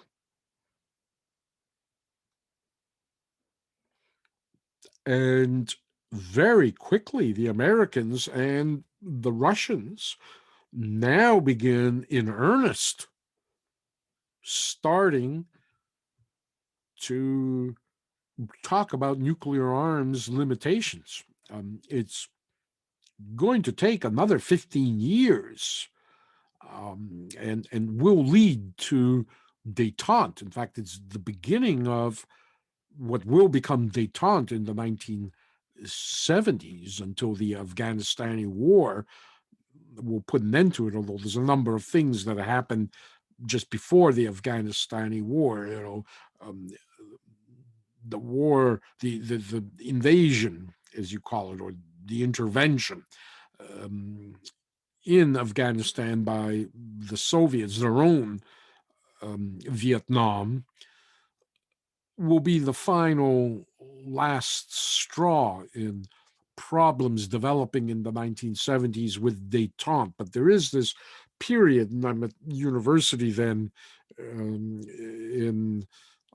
I enter my first year in 1974. So at that time, I'm, taking political science courses on the Soviet Union, and we're talking about the Cold War in the past tense by 1974. And indeed, it was. And I remember we were all talking about convergence theory, how the USSR will kind of become a socialist country, maybe the way Sweden is, while the United States will have public health care, convergence theory. So of course nothing of the sort happened, but this is the beginning. Kennedy, of course, will be assassinated in 1963, and that's going to end. There's the kind of red phone. Kennedy, as I say, will be assassinated in 63. Johnson will get sucked into the mess that Kennedy began in Vietnam. And nonetheless, even under Johnson, the détente will be advanced because Johnson realizes that he needs the Russians on his side to disengage from Vietnam. And those peace talks will begin under Johnson, but they'll drag on into into Nixon's administration. All over Vietnam. Khrushchev, in October, he's going to be ousted. Partly it's because of the Cuban Missile Crisis. Because he did that unilaterally and because he brought Russia nearly to nuclear war, plus his whole agricultural reforms collapse, Brezhnev and Kosygin now oust Khrushchev. And he's retired now. And so Khrushchev goes into private life. He kind of vanishes from the public eye. He won't make any public appearances. He'll, write memoirs that'll get leaked out, but he just lives happily in retirement, unlike the old days where, he would be shot, kind of the way Beria is. Khrushchev arranged for the shooting of Beria, but then when he got rid of Molotov and Malenkov, he didn't shoot them. He ended up exiling them. I think Molotov was made the ambassador to Mongolia, while Malenkov was put in charge of a hydroelectric station somewhere in Kazakhstan. And that was the first sign when Khrushchev, as they say, defeated his opponents in the Communist Party. He didn't kill them. He was the first in decades not to exterminate his former opposition. And so it was a nice try what Khrushchev did. I think he achieved certainly a lot. Um, Eisenhower, I think, met Khrushchev on strong ground. Eisenhower was obviously no pushover, and when Khrushchev extended his hand, Eisenhower certainly took it. It became a lot more confrontational